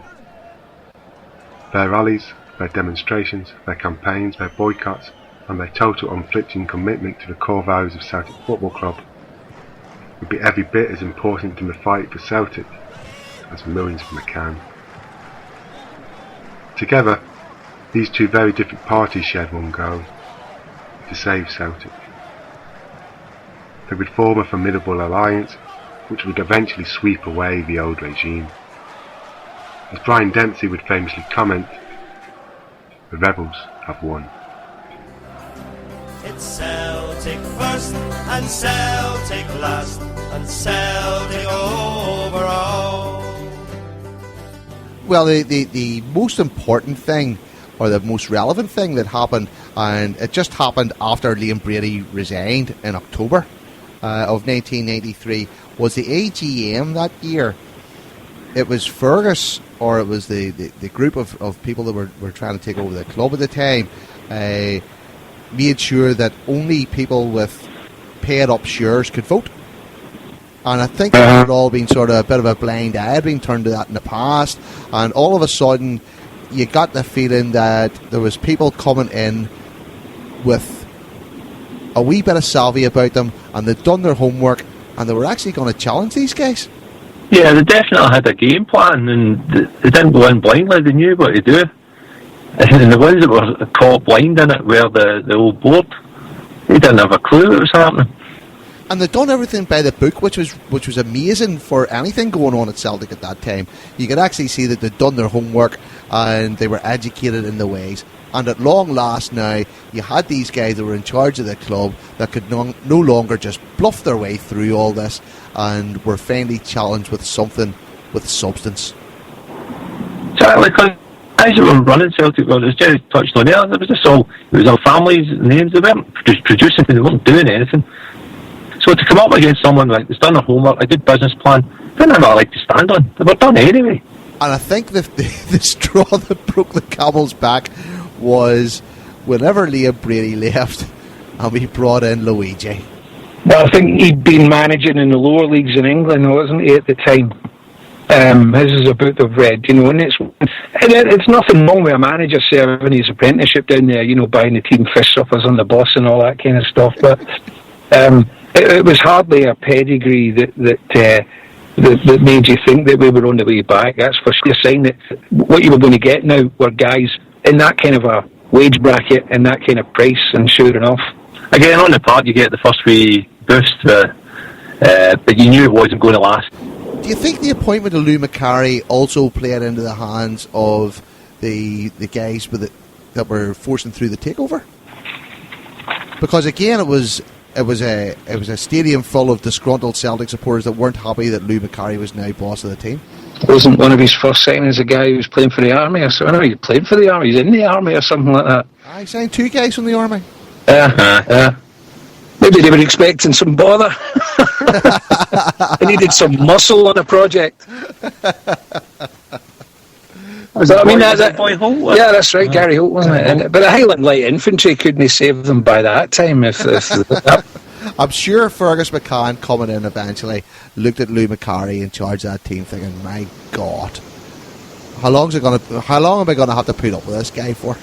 But I think Fergus, just like off the party, had a plan. He knew what he was doing, and it has to coincide with on the pitch as well. And still the old board came back again with Canvas Lang again. And do you remember Stradivarius? Yeah, it was a guy called Patrick Nally, wasn't it? That's right. And to go back to the point about journalism, that was reported within within a week or two. It was on a documentary, Frontline Scotland. You can still get it, I think, on YouTube. Guys in the BBC doing their job, and Trainer was on it as well. Might have been Rhebels Alderson, I think, was doing the room. And within a fortnight of that nonsense coming out, the whole thing had been unravelled. Nally was sitting there being accused of being a racketeer and all the rest of it. Looking very uncomfortable about the whole thing, and they had who are these Stradivarius? Where are they? And it was a wee kind of office above a cab rank or something like that, or it was like something above a chip shop or something like that. These were the guys that were supposed to be coming up with all this money for this state of the art super duper stadium. Totally laid bare, totally exposed within a couple of weeks of this rubbish coming out.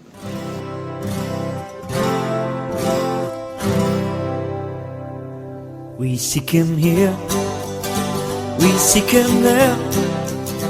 Never. When I think of Celtic, it's inside you, isn't it? It's not a word or a team or even a name. It's sort of being, isn't it? It's who you are. It's what you are. It's kind of how reflects on you. You reflect on it. It's more obviously more than a football team. It's your whole being kind of thing. It means that much. It's kind of a feeling inside. It's an emotion, isn't it? Celtic. It's nothing else apart from an emotion, a pride and a sort of passion within you. The Timberloy is found in every street and every town. Hairs in the back of the neck stand up. If you just said to me the word Celtic, what immediately springs to mind is when I was younger, walking up in a midweek game, probably European game, and seeing the floodlights for the first time, and then so that was probably edge of the Gallagate, and you see the floodlights, and it just lifts you. And even nowadays, I'm 42 now, and obviously the old floodlights aren't here, but even nowadays, get my in the turnstile, and then walk up the steps, and just always once I see that pitch, always just pause for a moment.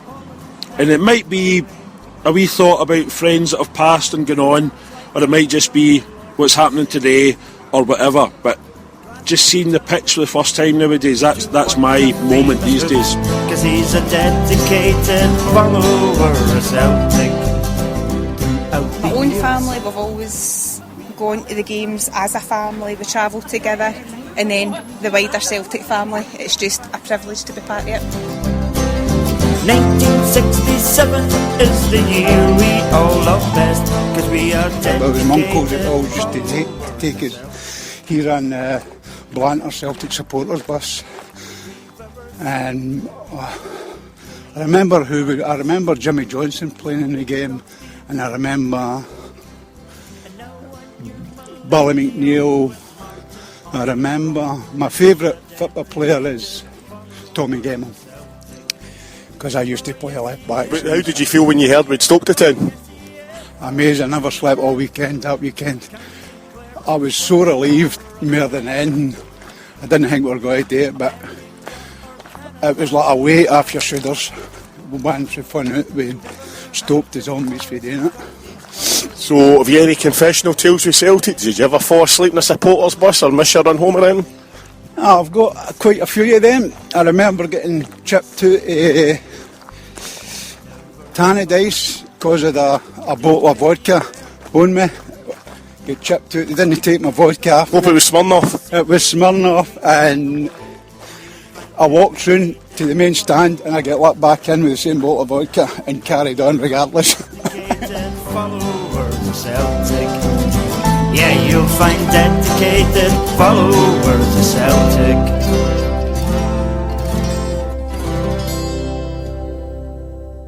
So even with Macari coming to the club, you know, you now had the Fergus McCann era starting to kick in. Well, see, bring it back to Macari first, right? Yep.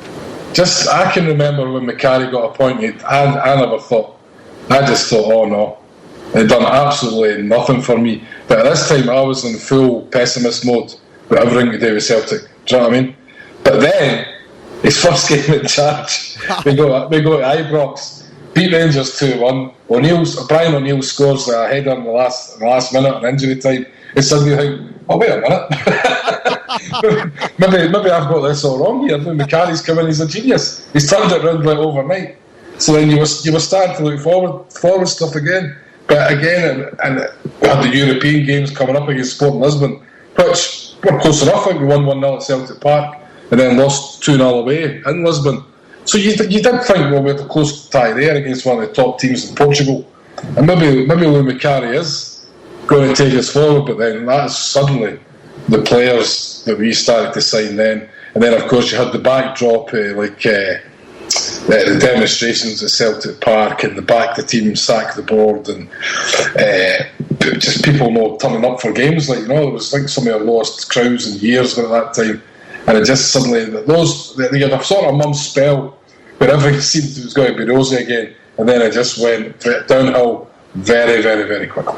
But you're absolutely right. That first game that Macari took charge, I remember thinking everybody else is wrong the same as me. Here is a Swindon manager coming in here, and we've all got it wrong. But especially to do it at Ibrox, because at that time we just couldn't get anything at Ibrox. Like, no, that's right. That's right. And it was a fantastic day. And again, one of those strange days, though, David, throughout all this doom and gloom. As Jason mentioned earlier on, there was some magic days too, wasn't there? There was a real... See, that day there was a real buzz about it. I can remember going to Kilsyth Club to watch the game. It was at Ibrox, never had a ticket.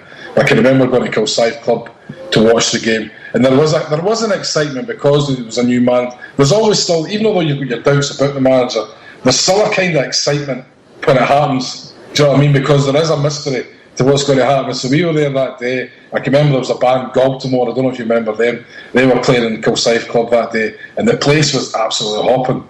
And then to get a winner like that, there's nothing better than getting a winner in injury time in any game of football. But today at Ibrox, I can remember the place was absolutely pandemonium. And you honestly did believe this could kick on for you, Mike. I know. We're so gullible. All right. So I've got to ask you one question before we break this part of the podcast up. Yeah.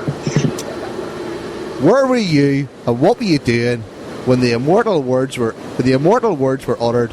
The Rhebels have won. Do you know what? I can't even remember.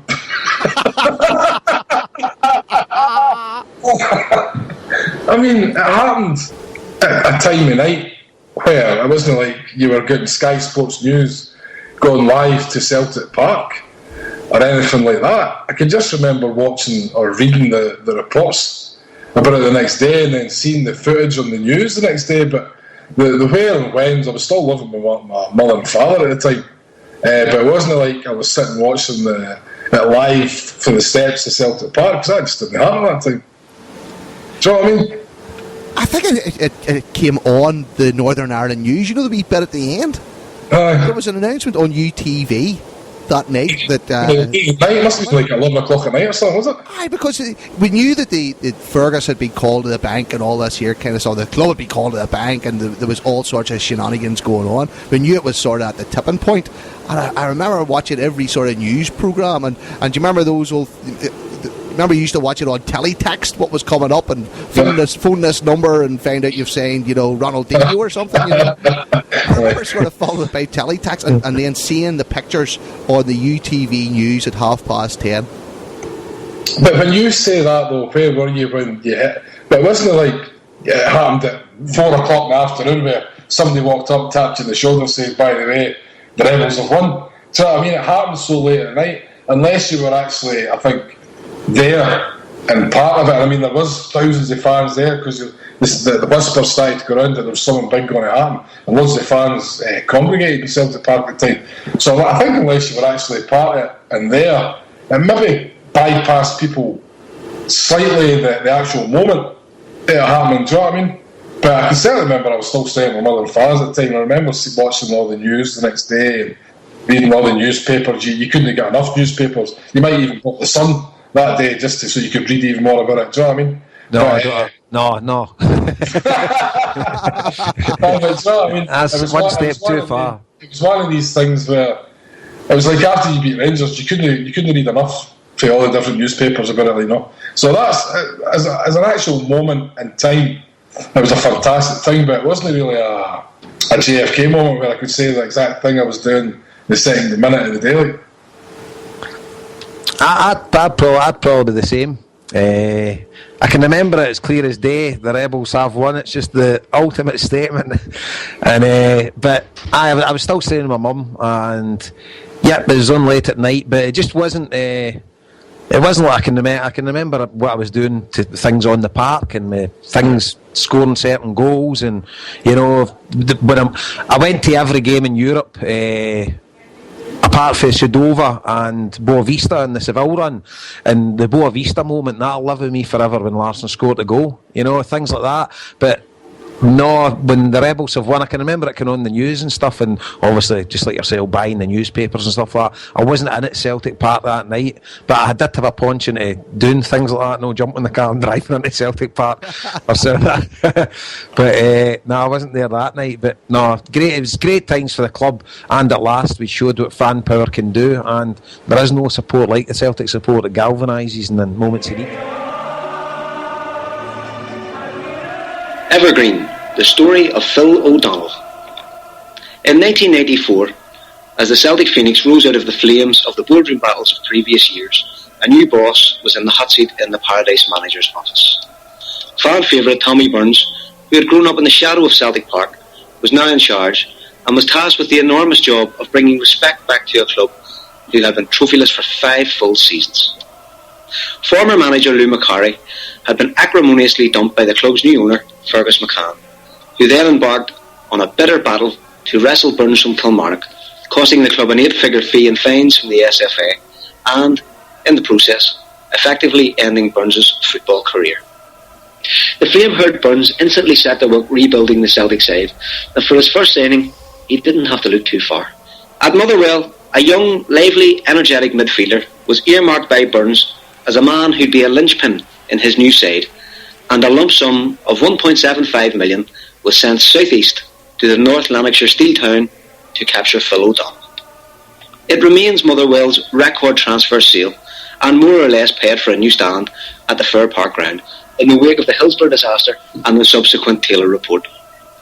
Celtic fans had been used to the biscuit tin of the old Celtic board when it came to transfers, but the signing of O'Donnell was a record fee for a player, trumping that of Stuart Slater, signed from West Ham 2 years before.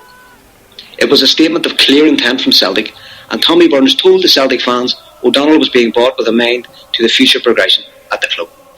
O'Donnell's impact was immediate, and he set about making a name for himself by scoring 2 goals on his debut on September the 10th, 1994, against Partick Thistle at Firhill.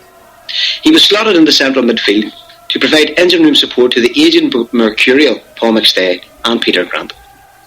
At his first home game, played away at Hampden due to the rebuilding of Celtic Park, O'Donnell rifled a goal past Hibernian keeper Jim Layton to announce his arrival at the club to an expectant Celtic support, and he hailed them as he wheeled past Leighton to drink in their cheers.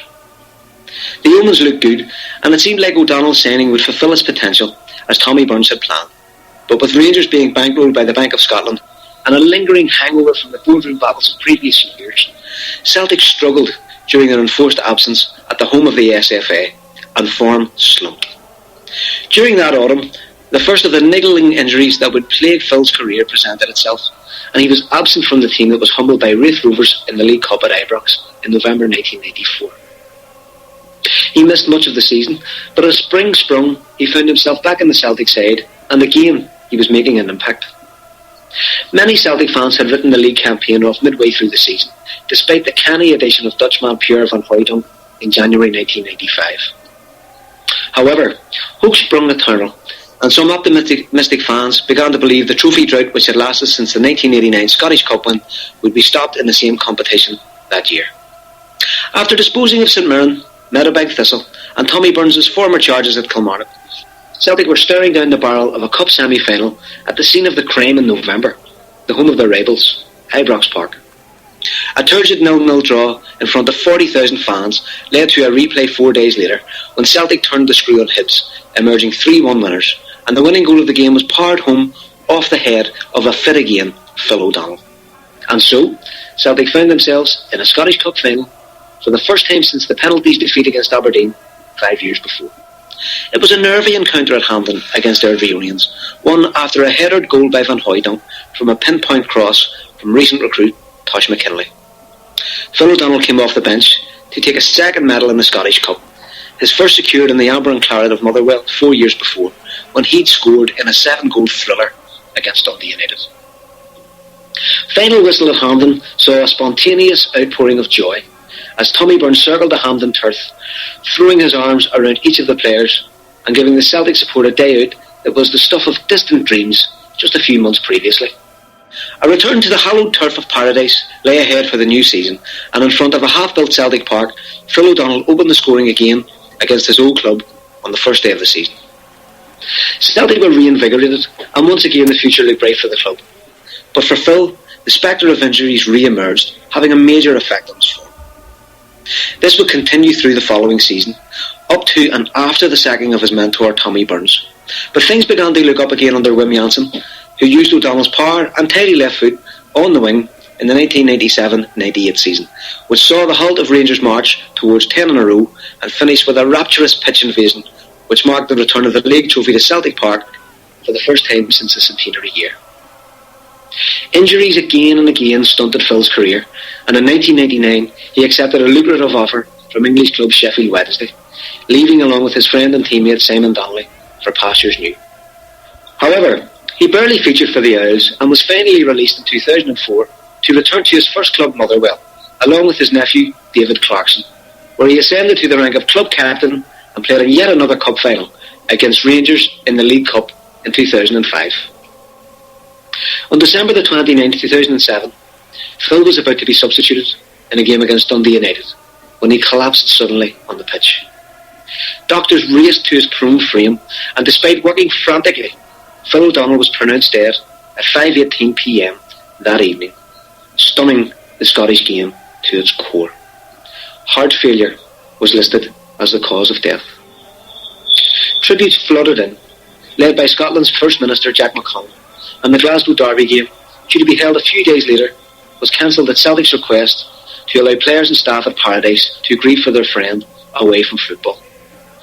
Motherwell erected a permanent memorial to the player they branded Uncle Phil by renaming their main stand in his honour, which was fitting as his record transfer fee paid for the stand adjacent named after Davy Cooper in 1995, who had suffered a similar fate to Phil O'Donnell when playing for Motherwell.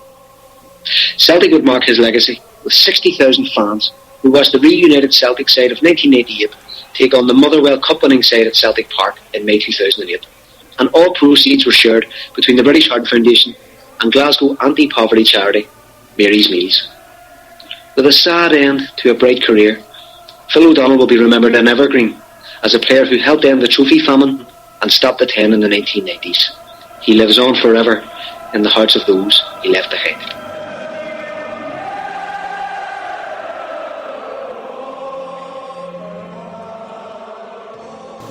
And they just didn't learn their lesson, did they? Because then it wasn't long before they started talking about Gaffanor. And Campbell's Lang was going to kick off again.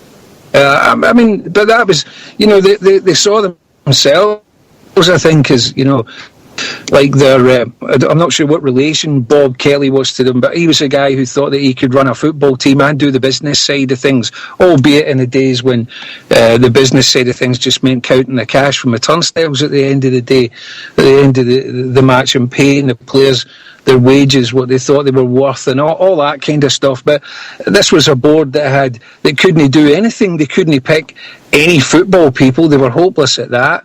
They were hopeless at running the business side of things. And Michael Kelly was supposed to be a PR guy, and you'll struggle to find a period in Celtic's history when the PR was worse. Yet they never learned from their mistakes. It went again and again and again. They were just old and they were set in their ways. They just didn't know what to do. Fresh ideas were coming in, and they weren't coming from them. And up against it, that was them. They were finished. I mean, they were being besieged. They were under attack from all sides, from Fergus McCann and his people, and from the fans and all that. They didn't know what way to turn, and eventually it just became a case of, they saw it as their club, and they wanted to do whatever they could to keep their position in it, and that's all it became after a while.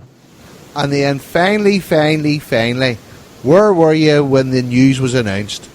What about Fergus? The Rhebels have won. That one. Yes. Outside the ground. I'd like to say it was outside the ground. I had the flu. I was in my bed, but it kind of picked me up a wee bit. Bad flu. What's your recollection of that day, from the news early on that the boys had been called into the bank and all this here kind of stuff, and were on a countdown to extinction? It was frightening. It was absolutely frightening. You were just going, this can't be happening. But with the immortal words, the Rhebels have won. It was a great statement outside the ground. It was just like relief. But you still had in the back of your mind, is it going to really happen? Is it going to move on? And obviously it did. And that whole day, did you think for any minute that it wasn't going to happen? Yeah, definitely. We were up there. We were up at one of the pubs at Parkhead Crossway, and we're just, like everybody else, we're just going, wonder what's going to happen. We're just in disbelief what was happening as well. But as I said, once the Rhebels had won, it was just, that was it. You kind of felt in your heart, these guys that are standing, Fergus especially, was just standing there, and you could just tell by his whole body language, he wasn't like a fist pumping or anything. You just kind of felt, this guy's done it. So that was the 3rd of March 1994. What about the next day? Did you think, all right, a new day had finally dawned? Yeah, I think so. I think there was a feeling like that. I don't think anybody really knew what was going to come next, but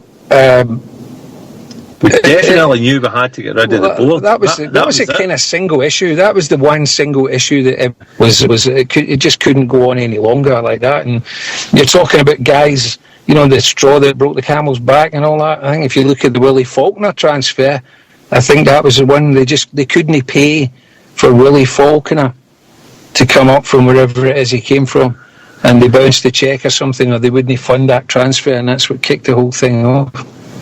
So good on you, Willie Faulkner. Something you didn't hear very often.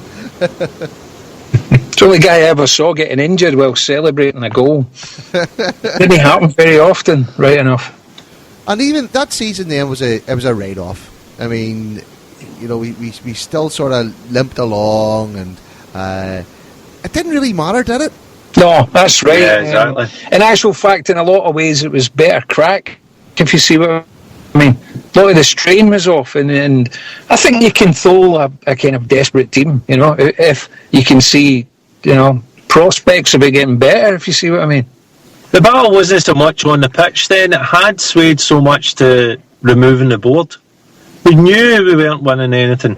We'd gone through all that. We just had to get something different, and it wasn't getting a player on the park now, it was getting the players off the park. that were running the show. And that felt like a massive victory. But there weren't big promises made on the steps that night. No, there wasn't at all. You know, there was, in fact, there was nothing. There was just more or less, yeah, we're in charge. See if they turned around and said, we're going to buy such and such a player, not, I would have worried. Everybody would have been worried. They would have just went, no, this is not what we're buying into.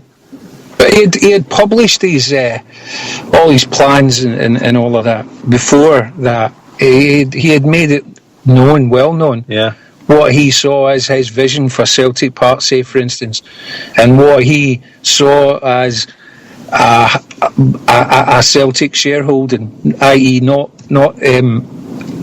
all these shares in the hands of 4 or 5 families, you know. That's what people were buying into. That's what you were expecting to happen. But like a politician in his manifesto and all that, once the new government starts up, and he knew it was going to take a while, you can't do it overnight. But he had told us what he was going to do, and they sure enough, it wasn't too long before you actually saw the results of that, before the bulldozers started moving in, right? So how did the fanzine report this? The issue that it came out, the issue after Fergus, I think it was a photo of Fergus on the front cover, and he's saying in it, tell the bank manager he can come out from under the bed now. And your wee fingers must have been taped off you over the next few days after that, were they? Oh, hi, but it was good, you know, it was good. It was optimism then after that, I think. It was brilliant because the whole mood just changed, didn't it? Yeah, exactly right. Even talking to you two right now, after what we've talked about for the last hour, and some of the names we've mentioned and some of the things that happened, you know, I was like, oh yeah, I remember that was bloody awful. Even when you talk about that whole takeover day, it lifts your mood, doesn't it? Even today. Yeah, does it give you a wee tingle inside? I can hear it in your voices. Okay, gentlemen, I'm going to close off the podcast on this note, because I think that's a very important part of our history, and I have an awful lot of things to add into this section of the podcast. So I'm going to cut it off there and let the next poor fool then take it on to see where it goes after this. Well, remember back in the day we didn't have anything at all. As my father said to me today, he says, it's amazing how you can talk to someone the other end of the world just by not even like in your house on the phone. So the fanzine, when it first came out, the information you get now, it's remarkable. And as I touched on with the journalists as well in Scotland, it's amazing what they did back then. Especially compared to today. And you just mentioned there about all the technology at your fingertips. So when you look at 1984 compared to 2013 and the advancement in technology, and they just don't seem to get it right today, so they don't. Well, they're the only journalists in the world, I think, where you've got a story, cracking story, major story, on your plate, and you're running away from it. It's unforgivable. I mean, for God's sake, was there not just one person that wanted to make a name for himself? Evidently not. It's incredible.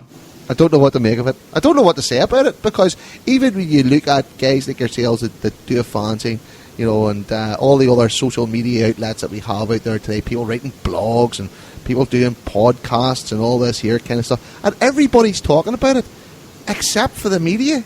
Yeah. We did a bit in the magazine called We Hear That, and it would be guys telling us stories, true stories that were happening. And when you read that, everybody would talk about it and going, oh, such and such, but hear about this, hear about that. And you get this all over the internet now, and you know fine well, a lot of it could be bull, but you're getting actual facts and documents to back things up, and the Scottish media just won't touch it.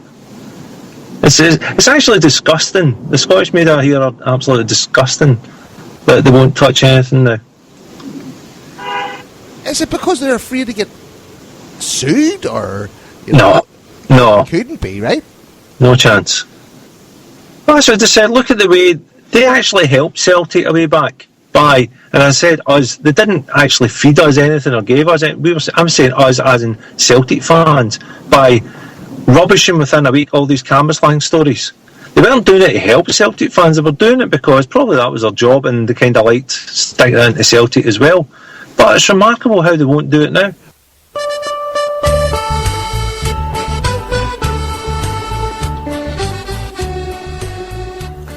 The away kit used in 1990 and 1991 was a radical yellow design used from the previous season. This shirt had green arrow-like patterns which were located along the shoulders, and green stripes were featured on the arms and just below the abdomen. Dark green shorts were used and accompanied by yellow socks with green umbro diamonds featuring just below the knee. In 1991 to 1992, seen the introduction of the worst Celtic kit ever. It was horrendous. A descending line graph pattern across the chest similar to the current Sevco share price shenanigans, a sickly lime green panel at the bottom, and a green two-tone moulded shoulder patch were hardly helped by a ludicrous red, white and blue of the People's Ford sponsorship logo. Dark green shorts with a further green diagonal flash featured in the right thigh was finished off with lime green socks. In 1992 seen the club's first ever black kit introduced. This had light green stripes and a white trim featuring to help lighten the shirt. A wing collar also featured on this shirt, and like all other Umbro supplied teams at the time, the Celtic crest was placed in a different shaped shield. Through the 1992 season, no sponsor featured on the Celtic away kit. Black shorts were worn with a green trim around both thighs. A white Umbro logo and text also featured, along with the Celtic crest encased in a shield. Black socks with a green trim below the knee were used, with white Umbro diamonds featuring throughout the green area. 1993 to 1994 seen the exact same black away kit used, but the only change this season was that the white C.R. Smith logo being placed across the chest. With the four-leaf clover on my breast, and the green and white upon my chest. So the final question for this part of the history podcast. So it's March 1994, and some guy has come in from Canada that nobody even knew of, nobody even knew very much about, let's put it like that, and has just bought the club. What were your expectations at that time? Me, I'll go first. See, to be honest with you, I'd sort of gave up trusting people. So the jury was out for me. You know, the jury was definitely out for me. So I know he gave us his promises what he was going to deliver, but I'd seen enough false dawns that I wasn't totally convinced. But hats off to him. I take my hats off to Fergus because he delivered everything that he said. But I'm not going to be one of these revisionists and look back and say I fully supported him all the time, because I didn't. I certainly didn't boo him, but I wasn't his biggest fan. And even to this day, people reckon we should name a stand after him and that. Well, I think he got 20 million quid, so he got enough. You know, I don't think he needs a stand named after him. Let him pay for it and get the stand named after him. He's 5 million back. But no, it was one of the most amazing things to happen for Celtic as it transpired, and when we look back on it now. But at the time, I wasn't his biggest fan, but he certainly delivered everything that he promised he would. And hats off to him, and I'll always be eternally grateful. I think for a lot of fans, the fact that Brian Dempsey was so much involved with all that at the start kind of gave us more trust in him than it had been somebody just come in out the blue. And the fact that Tommy Burns was there, the manager at the time, and he sort of supported them as well, it kind of gave you an idea that things would go in the right direction. I think Brian Dempsey was the main guy in it for me at that time. It was somebody that I could really relate to as a fan, because he spoke to us how we deserved to be spoken to as supporters, and they were telling you the truth. And at the end of the day, they just went in and saved the club. And you thought, well, if the guy's going to come in here for Canada, he's going to put his money on the table. He's certainly putting his money where his mouth is, and he must have big plans. And I think it's when you started seeing Celtic Park getting rebuilt. Yeah. Do you know what I mean? That you really did start thinking, no, this is the real deal. This is happening. But does any of you remember any other club where the fan base had so much of an impact that it ended up it ousted a whole board? Well, practically a whole board. Probably not. You know, Man United fans now went out, obviously, with the Glazers and things like that, but then they just sort of went back to supporting their team. I know some of them formed that FC United, and they went in big marches and stuff like that. But no, I don't think so. The one thing for me is, did we get lucky? You know, because although we ousted the board, Fergus, what if he was a Charles Green or a Craig White type character? We would have still a bit of trust in him, I think. I don't know, but I always wonder about that. They're saying that did we just put our trust in him blindly, and lucky for us he was a man of his word, or had the due diligence been done, and had guys like Brian Dempsey and Wisefield and things like that, had they done the homework behind him and made sure he was a man of integrity and that his track record spoke volumes? I don't know. See, I wasn't involved in business back then. I wasn't like clued up in these kind of things, and I'm still not to a certain extent, but I don't know if we got lucky or they had done the homework. You can see how supporters do put faith into something new as well. But you're absolutely right, Jason, and that's an absolute cracking take on the whole thing. We just wanted something new because we knew what we had wasn't good enough and was leading us down into a dark hole. And yeah, we could have ended up with a Charles Green, but thankfully there was cleverer people probably than us behind the scenes that checked all that out. Yeah, that's what I always wonder. I always wonder if people had done their homework, or it was just basically this was the guy that was going to put the £1 million in. Because I know your man, him that lifted the John Keane, was it the guy who raised the flag last week? You know, I think he was the guy that actually put the money in the bank account. But there's a few unsung heroes, I bet you, and obviously what guys like Mark McGlone and other guys in Celts for Change done. You know that. I mean, the amount of time and effort they guys put into it was phenomenal. Do you know as well though, that season, right? And even although we played at Hampden, and I mean that year at Hampden, it felt, I mean it wasn't at home obviously, but it felt so alien, completely alien playing at Hampden, right?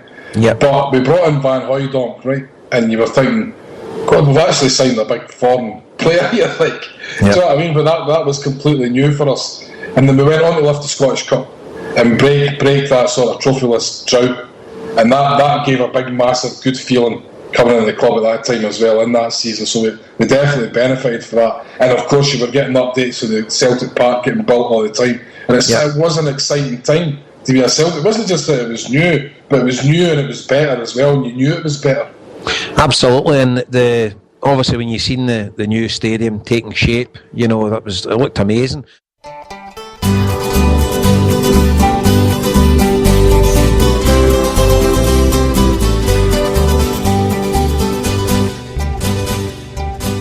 We had arranged to have a meeting and put pressure on the bank, and about 250, 300 people turned up that day. Now, after every rally and demonstration, there was a concern that we wouldn't be able to pay for the hall, because paying for the hall at Glasgow City Hall's, the biggest hall, which I think held 1,250, was about £425, £450. So before the rally even started, we explained this to the fans. And we said, look, we're going to put a couple of buckets round. So we knew some trusted people, pass keepers at various chapels, and they went round with the buckets and people put money in.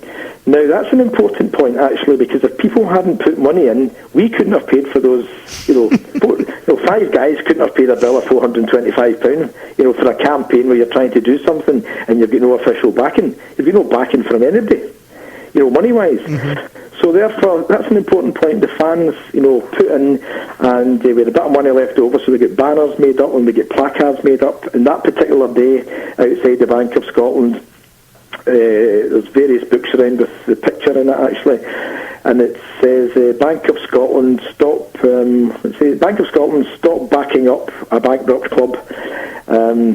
So we were standing outside and I was chatting. It was all good natured. It was about 12:30 in the afternoon.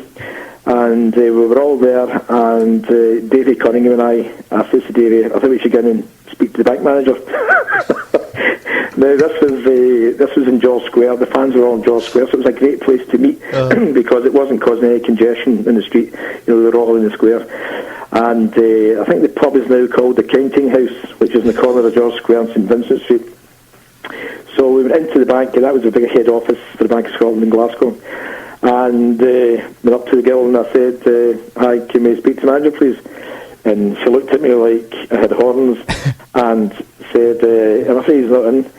And I said, is the assistant manager in? And she says, no, what is it you want? And I said, well, there's about 250 people outside. I said, and they're going to come inside and open up a bank account with £1. I said, and then they're going to go back out again, come back in and close the bank account. Now, that was to cause utter chaos in the bank, 250 people times 2, opening and shutting is 500 transactions on a Friday afternoon isn't what the bank want. But we had to use it as a leverage, and she said, hang on a minute, and disappeared and came back, and within about 3 minutes, Davey and I were in sitting having a cup of tea and a custard cream with the manager. So the manager had said, the guy was brand new, and he said, hi, he said, I kind of know roughly what the situation's about, and just explain your piece. And so he said to him, we're concerned fans, we brought along some fans today, and they were trying to make the point that you keep backing up a club who can't pay its debts, and we're concerned about that. And he says, yeah, I hear what you say. I said, the club are basically insolvent just now. They're running up this massive debt. And if you think back to 93, 94, having £6.5 million debt was an awful lot of money. Mm-hmm. An awful lot of money. There was no Sky TV around. There was no major money coming into the club. We had just started getting sponsorship in the late 80s in the jersey and things like that. But there wasn't a hell of a lot to be about. So, you had to ask where the money was coming from. To pay the debts. So the guy was actually great. He was brand new, and he says, I'll take on board, and I'll have a think about this, and I'll make a report, and I'll put it forward to the relevant people above me in the bank. So we left, and it was mission accomplished, and we got great coverage in STV News that night at 6, and also in BBC Evening News as well. And after the boycott game, which was on the Tuesday, that'd be March the 1st, the bank issued a statement. There was 8,225 people at the boycott game. You think about it, 8,225. About 1,750 of those were Kilmarnock fans. And the bank issued a statement the next day that they were calling in the board to find out what they were going to do about the debt they had. So I really felt then, and so did the rest of the lads, that we had turned a major corner. Things were really happening now. Pressure was getting put on the board to either put up and sort out the debt or disappear and let people come in and save Celtic, the money people. And Fergus McCann was the guy there. And on March the 4th, when the bank had called in the debt, David Lowe called Fergus McCann. David Lowe was a financial advisor across here who had been buying shares up from the Kelly and White families and people associated with their families.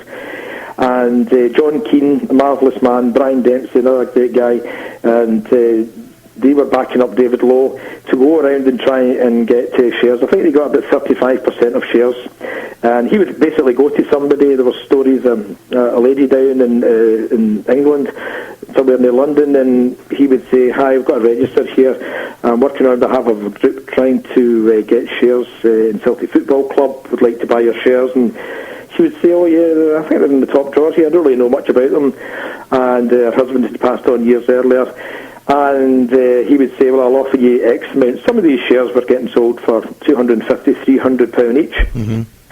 So she would say, yeah, well, I've been in there, and my husband's not around anymore, and yeah, what are you offering? And I think that particular lady ended up with £20,000 worth of shares, and she had bad health, asthma, and things like that. And from memory, she took off and enjoyed a happier life in Spain and somewhere like that. So that's how shares were collected. On March the 2nd, the board called in, the head of the bank called in the Celtic board and said, what are you going to do about this? And they basically says, we can't do anything. David Lowe phoned Fergus McCann. Fergus was in Scottsdale, Arizona at the time. And he flew back overnight on March the 3rd, landed at Glasgow Airport at 10 o'clock on March the 4th. The bank had given a deadline of £1 million sterling to be deposited in as a holding figure till the following Tuesday, Wednesday, when they wanted another 3 or 4 million. And Fergus was the guy who did that. He landed at 12. David Lowe met him. They went to another bank in St Vincent Street. Can't remember where it was. With about 20 minutes to deadline, both of them literally jogged down. Imagine Fergus, jogging down, holding files and papers under his arms. Holding his bonnet on. an absolute true story. They jogged down to the bank, and they got there. I think David Lowe famously says he looked at his watch, and it said 11:52, and the £1 million was deposited. And then Fergus then had to do a deal with the old board to get them out, because although the club was bust and worthless money-wise, they wanted money for their shares. Now, at that point, he owned nothing. He had put in £1 million. People should always remember this point. It's very relevant. Fergus put £1 million of his money into the bank to stave off anything happening, any receivership happening that day to Celtic, but he didn't own anything in Celtic. He basically gave £1 million and didn't own anything. He then had to go and negotiate a deal. And, the sad thing for me is these guys that said they were great custodians of the club, the old board, they sat down with Fergus McCann and various other people in Celtic Park that night on March the 4th and negotiated money for their shares. Those three people were Chris White, Michael Kelly, and an on-family member called David Smith. He was a sort of London sort of brains financier guy.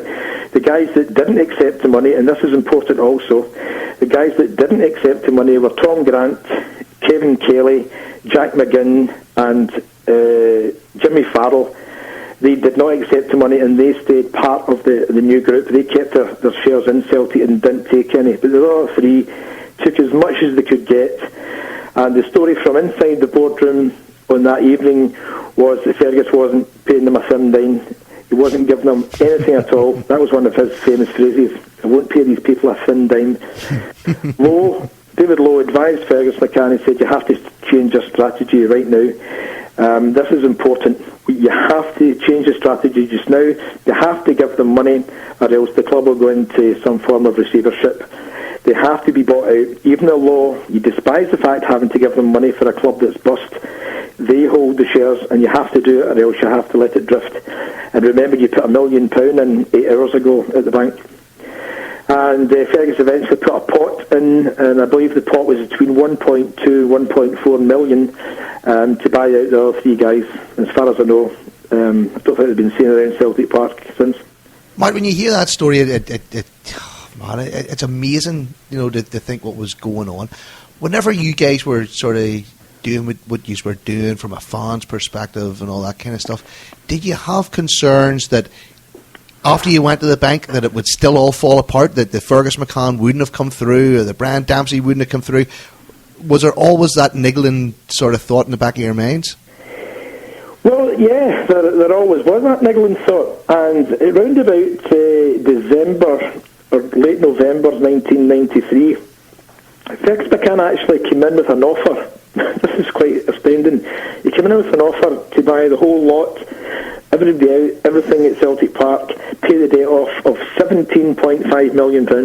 That's an awful lot of money. That happened around about November, December.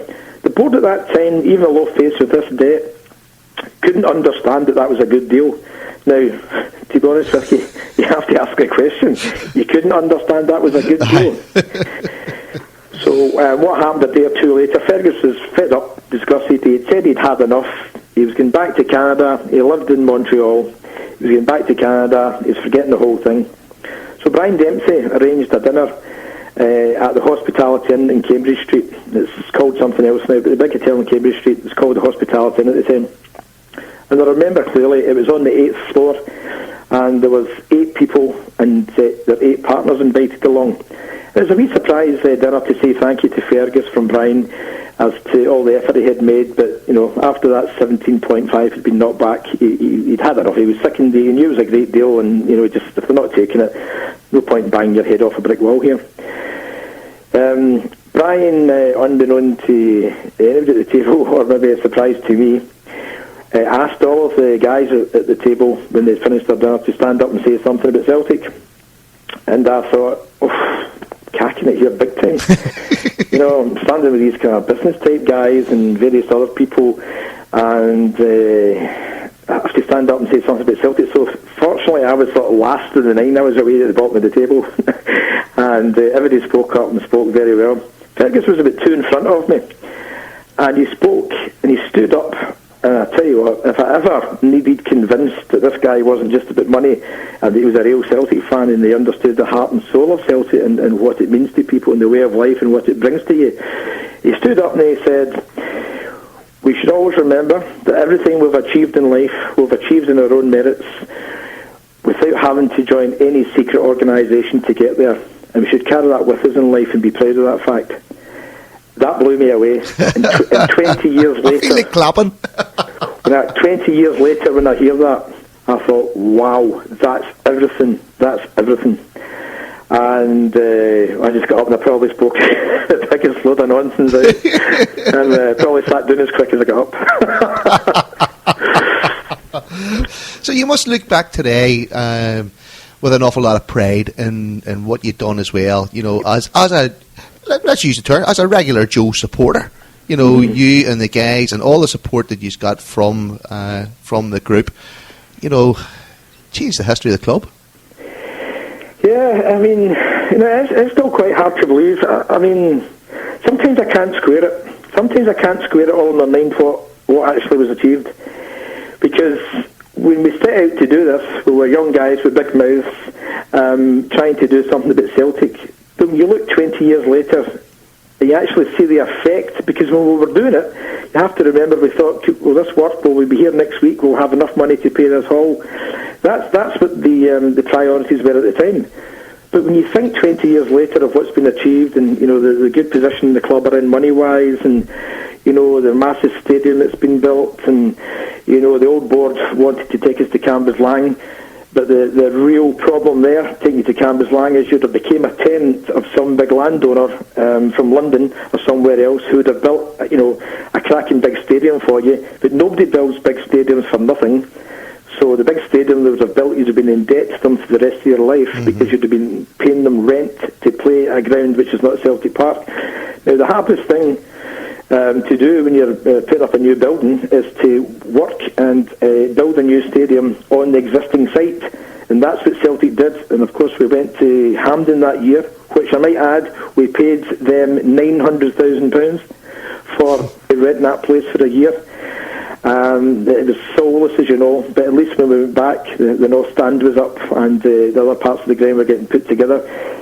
So back to your original point, yeah, I still scratch my head. I still can't square all of it in my mind. I remember Brendan Sweeney saying to me 20 years ago on Takeover Night when Brian Dempsey came out onto the steps, and he famously said, and this is exactly what he said, I'm repeating a word here, and what I'm going to say, because this is exactly what he said.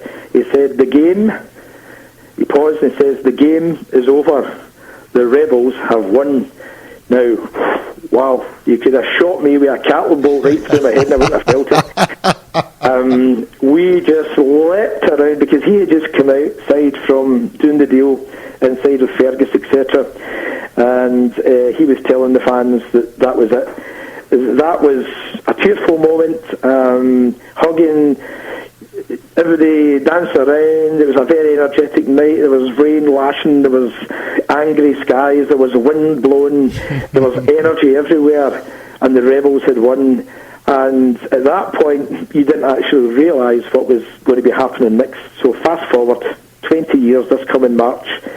Yeah, I do look back at it with a lot of pride. Fantastic. Matt, thanks for joining us in the Celtic History podcast, and also thanks for playing the part that you played along with all the other lads.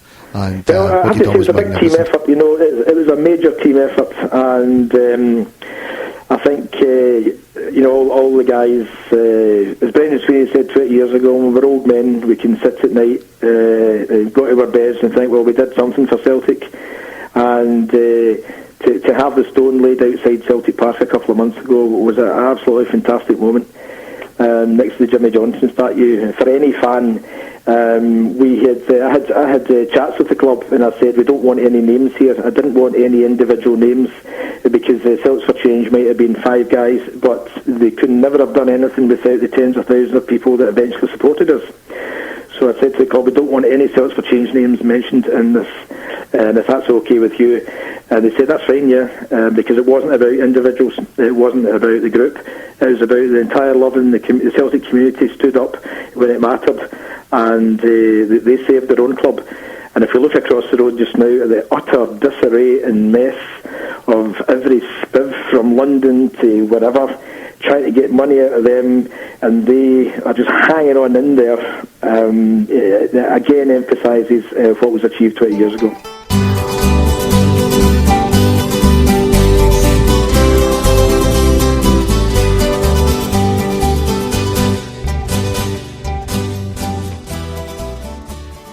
But I don't know if you can remember, I know we beat Airdrie in the Scottish Cup final. Wasn't it a great game, but goal for Big Pierre. But if you can remember the semi-final, I think it was one of the first times ever we played Hibs at Ibrox, and it was a Friday night. You remember that? It was 0-0. I think we beat them 3-1 in the replay, but it was 0-0 on a Friday night against Hibs.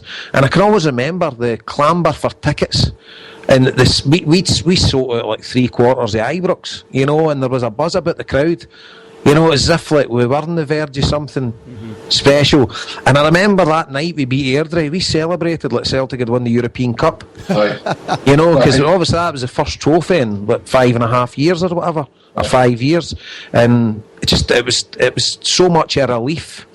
You know, so much a relief just to get over the winning line and celebrate winning a cup again. Because these are the best times of your life when you're in your early 20s and things like that. And we didn't have any things to celebrate, you know. We'd know, you sort of forgot what it was like, and probably Harper, that's the first time you were like, legally drinking in pubs when Celtic won anything. Aye, definitely. Do you know what I can always remember of that cup final was being so happy for Paul McStay and Peter Grant. Peter Grant had, I think, his best game in a Celtic jersey that day. I mean, if you remember, he covered every blade of grass. And I don't know if you remember the run up to the game. He was injured in the semi-final. There was supposed to be no chance he would play in the final. I can remember there was stories about him being down the Clyde or something, dipping his feet in the water to sort his ankle. He had a big massive swollen ankle. But I can remember Paul McStay at the end of that game, and the famous picture of him getting lifted up. Was it Tommy Burns lifting him up on the pitch?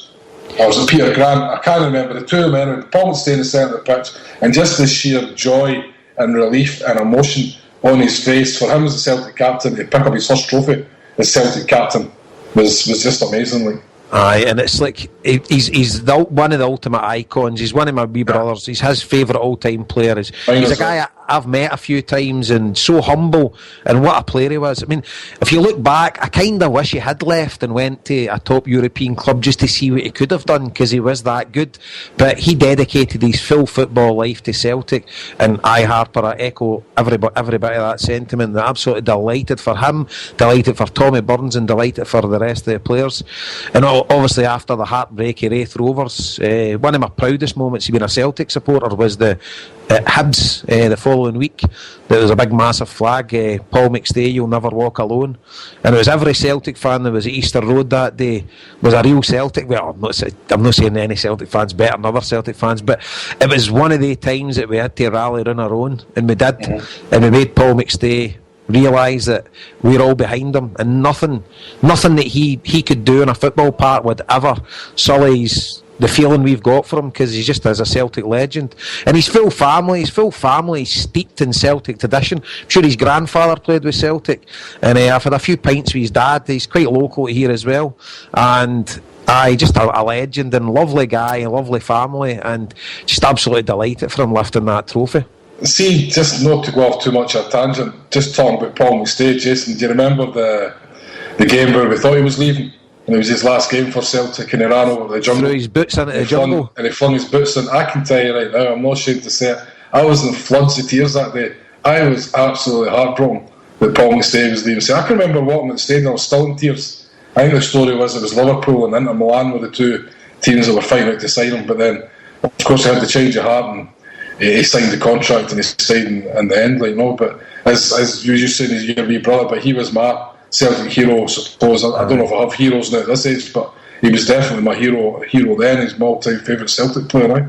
Yeah. The funny thing about that, and we'll wrap it up here, is that I remember at the time the media in Scotland were dying for Paul McStay to leave Celtic. It was going to be another nail in the coffin. Here's your best player, a true Celt, one of yous, and he's going to leave. And they were lapping it up. And see, when he didn't, it was magnificent. Aye. And it was Aki's just these. See when you think when he was a young boy as well. See when he burst through. See some of the goals he scored for outside the box and things like that. They were unbelievable. Nothing but great memories of Paul McStay, and just delighted to get the chance to lift trophies. One wee last thing on McStay's. It's a funny wee story. One of my best friends, still is one of my best friends, Rangers fan. I've known him since we were 3-4 year old, like, no. And proper Rangers fan, like, no season ticket. He was a season ticket holder, not now, but. Does he support the new team? Well, he lives down in England now, so he will support the new team as well. He's still a Rangers fan, you know. But I can remember he was a decent football player as well when he was younger than that, and he always tried to model himself on Paul McStay. Paul McStay was one of his favourite players, even though he was a pure dyed-in-the-wool Rangers fan. But as a player, I think Paul McStay was one of these guys that everybody could appreciate. Aye, definitely. And on that happy note, gentlemen, I'll bring a close to this part of the Celtic History podcast. Jason and Harper from the HomeBhoys, absolute pleasure, lads, and that was great fun. Thanks a million. Cheers, man. Thanks for having us. Pleasure, mate. Hail, hail.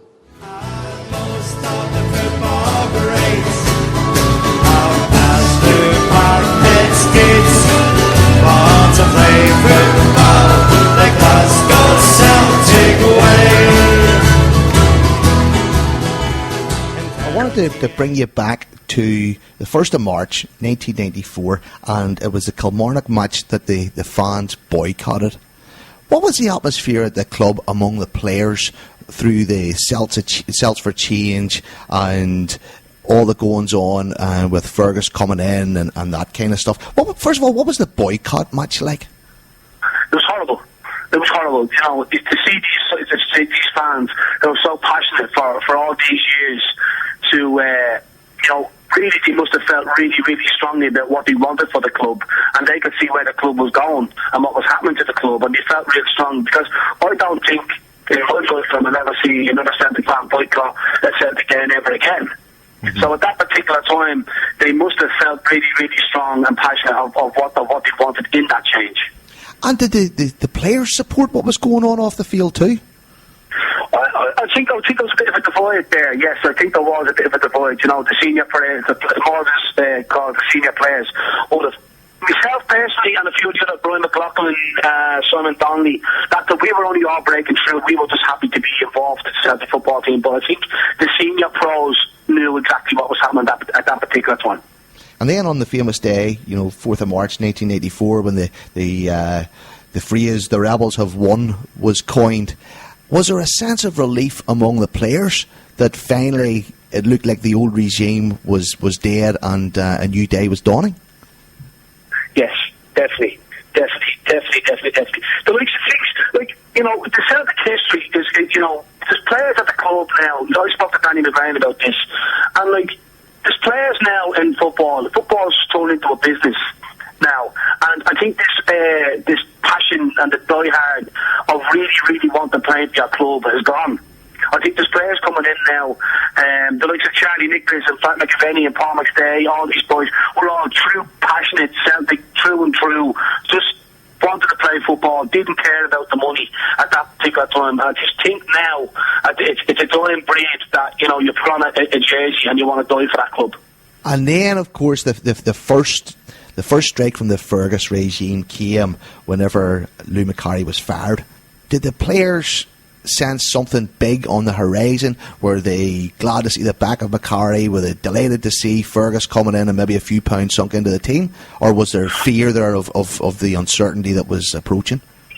Yeah, I think there was a bit of mixed emotions, basically. On the players' side, you know, we never really knew the ons and downs of the Fergus McCann. A lot of people would turn around and say Fergus made promises to us and he fulfilled his promises. He built Celtic Park. Mm-hmm. You know, you have other people saying things, and you have other people saying, you know, Fergus McCann came in, he brought in. I think it was Fergus brought Tommy Bhoys back. It was. So, you know, Fergus McCann, you know, in what he said he was going to do and what he done, and who he appointed to, you know, to make that first step back towards the success of the club, which is Tommy Burns, which all happened. So, in my eyes, what Fergus promised, he delivered. Most of the football greats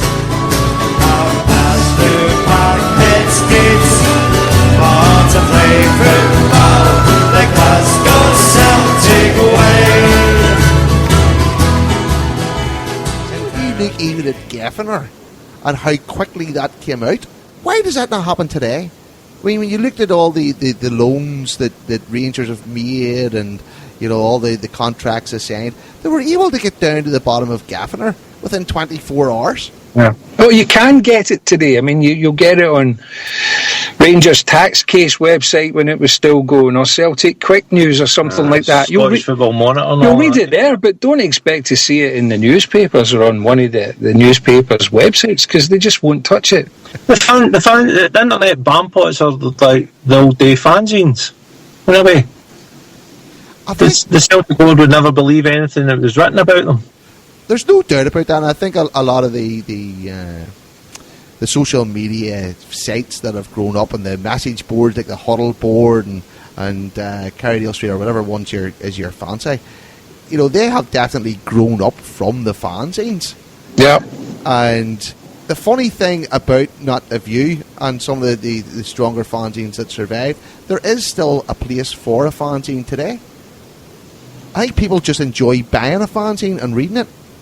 It passes a half an hour on the bus when you're going home from the game, I think, these days, but you're not going to find any news in it as such, because the news is already out there, and the rumours are about 4 weeks old or something like that, so everything you've heard. So I think we're in the retro market now, I think, these days, crusties like us, you know what I mean?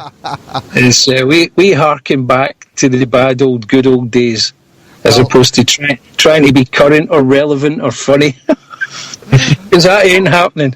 I'll tell you what is fantastic for anybody that hasn't read it, to go into the Not The View site and read the accounts of the Times of all this stuff we talked about tonight. Because I swear to God, I'm not blowing smoke up your ass, I was in tears reading some of it today, just some of the wee off-the-cuff comments that were being made, you know, well, if you thought this was bad, wait till the next season. You know, just stuff like that. And when you get down... Anybody, I tell you what, honestly, see anybody that complains these days about...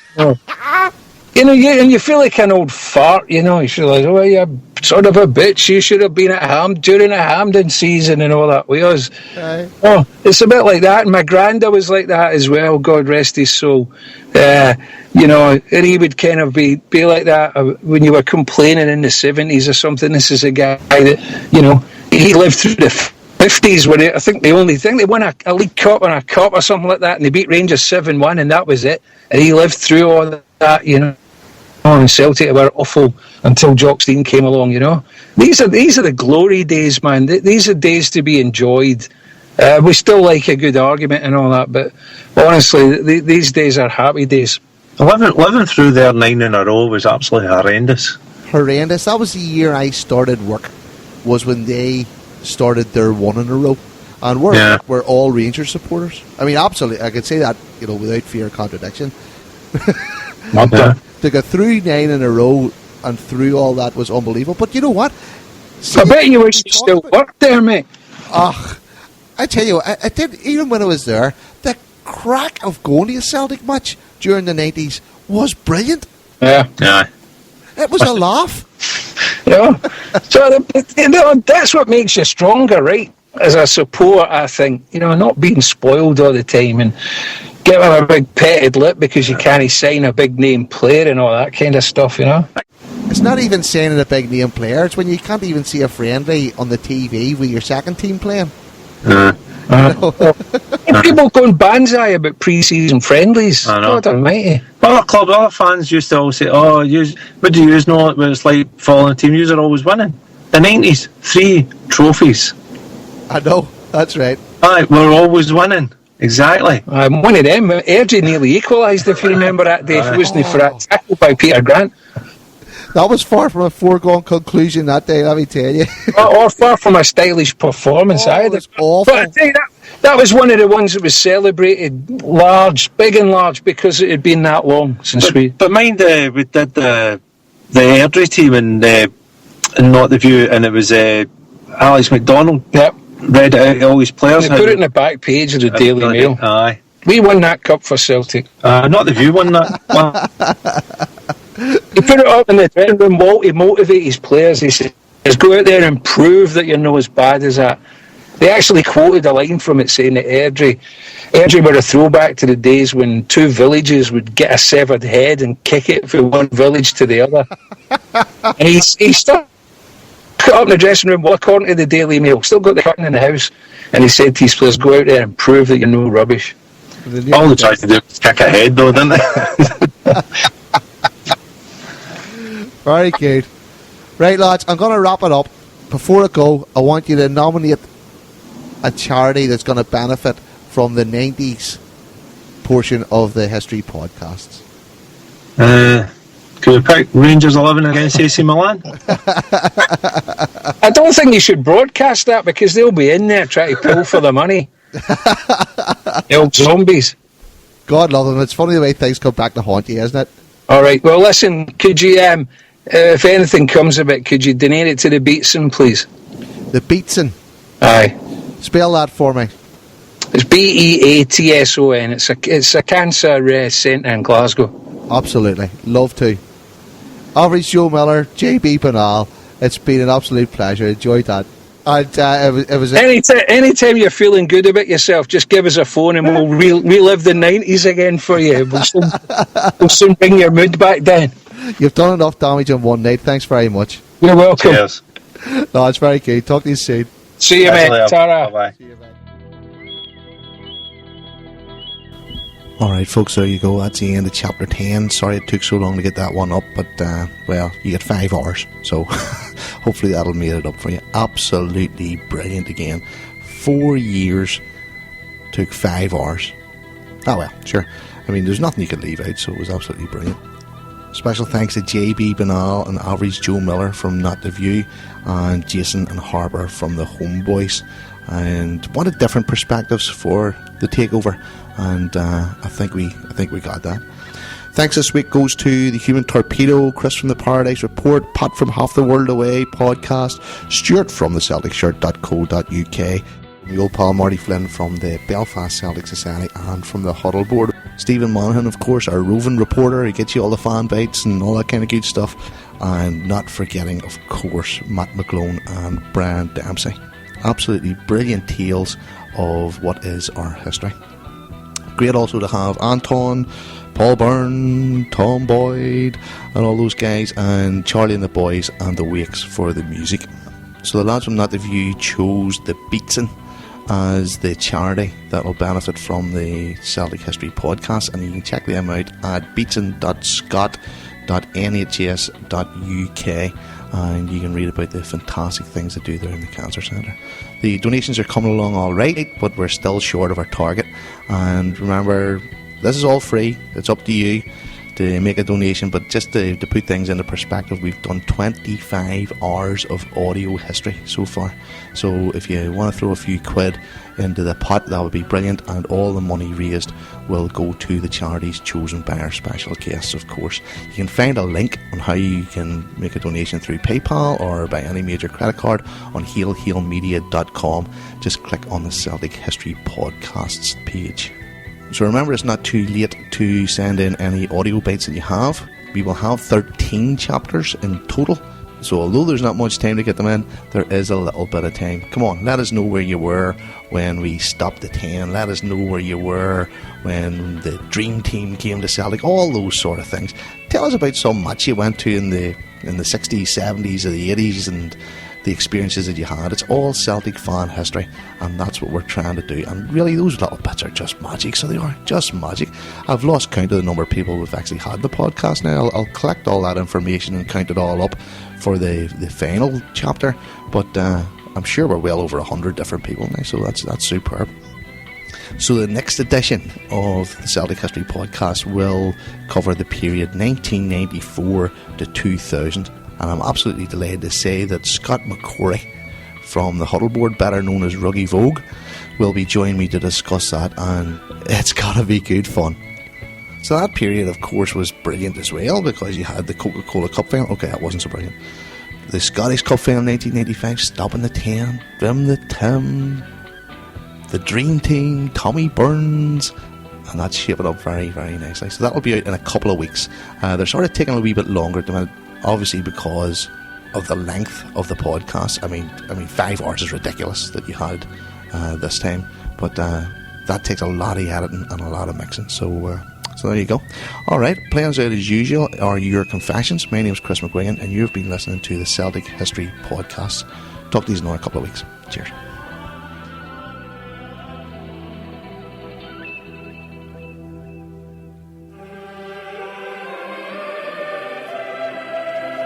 Funniest thing I've ever seen at a football game, we were up at Kilmarnock during the 90s. It was one of those games that Rangers had dropped points the day before. We were up to Rugby Park and drew enough for each.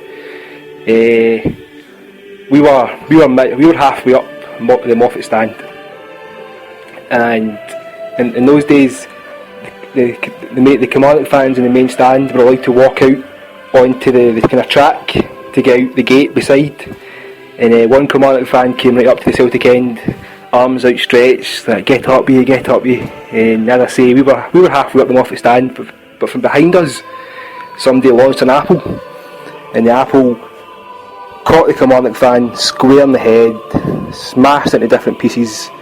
The whole Celtic end, everyone that was still left was in pieces, laughing at the guy. It was just a great moment.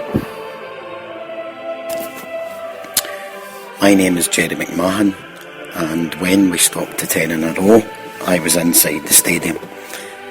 I remember the day in particular because my best friend, Swansea boy, got us 2 brand new Celtic tops for the occasion.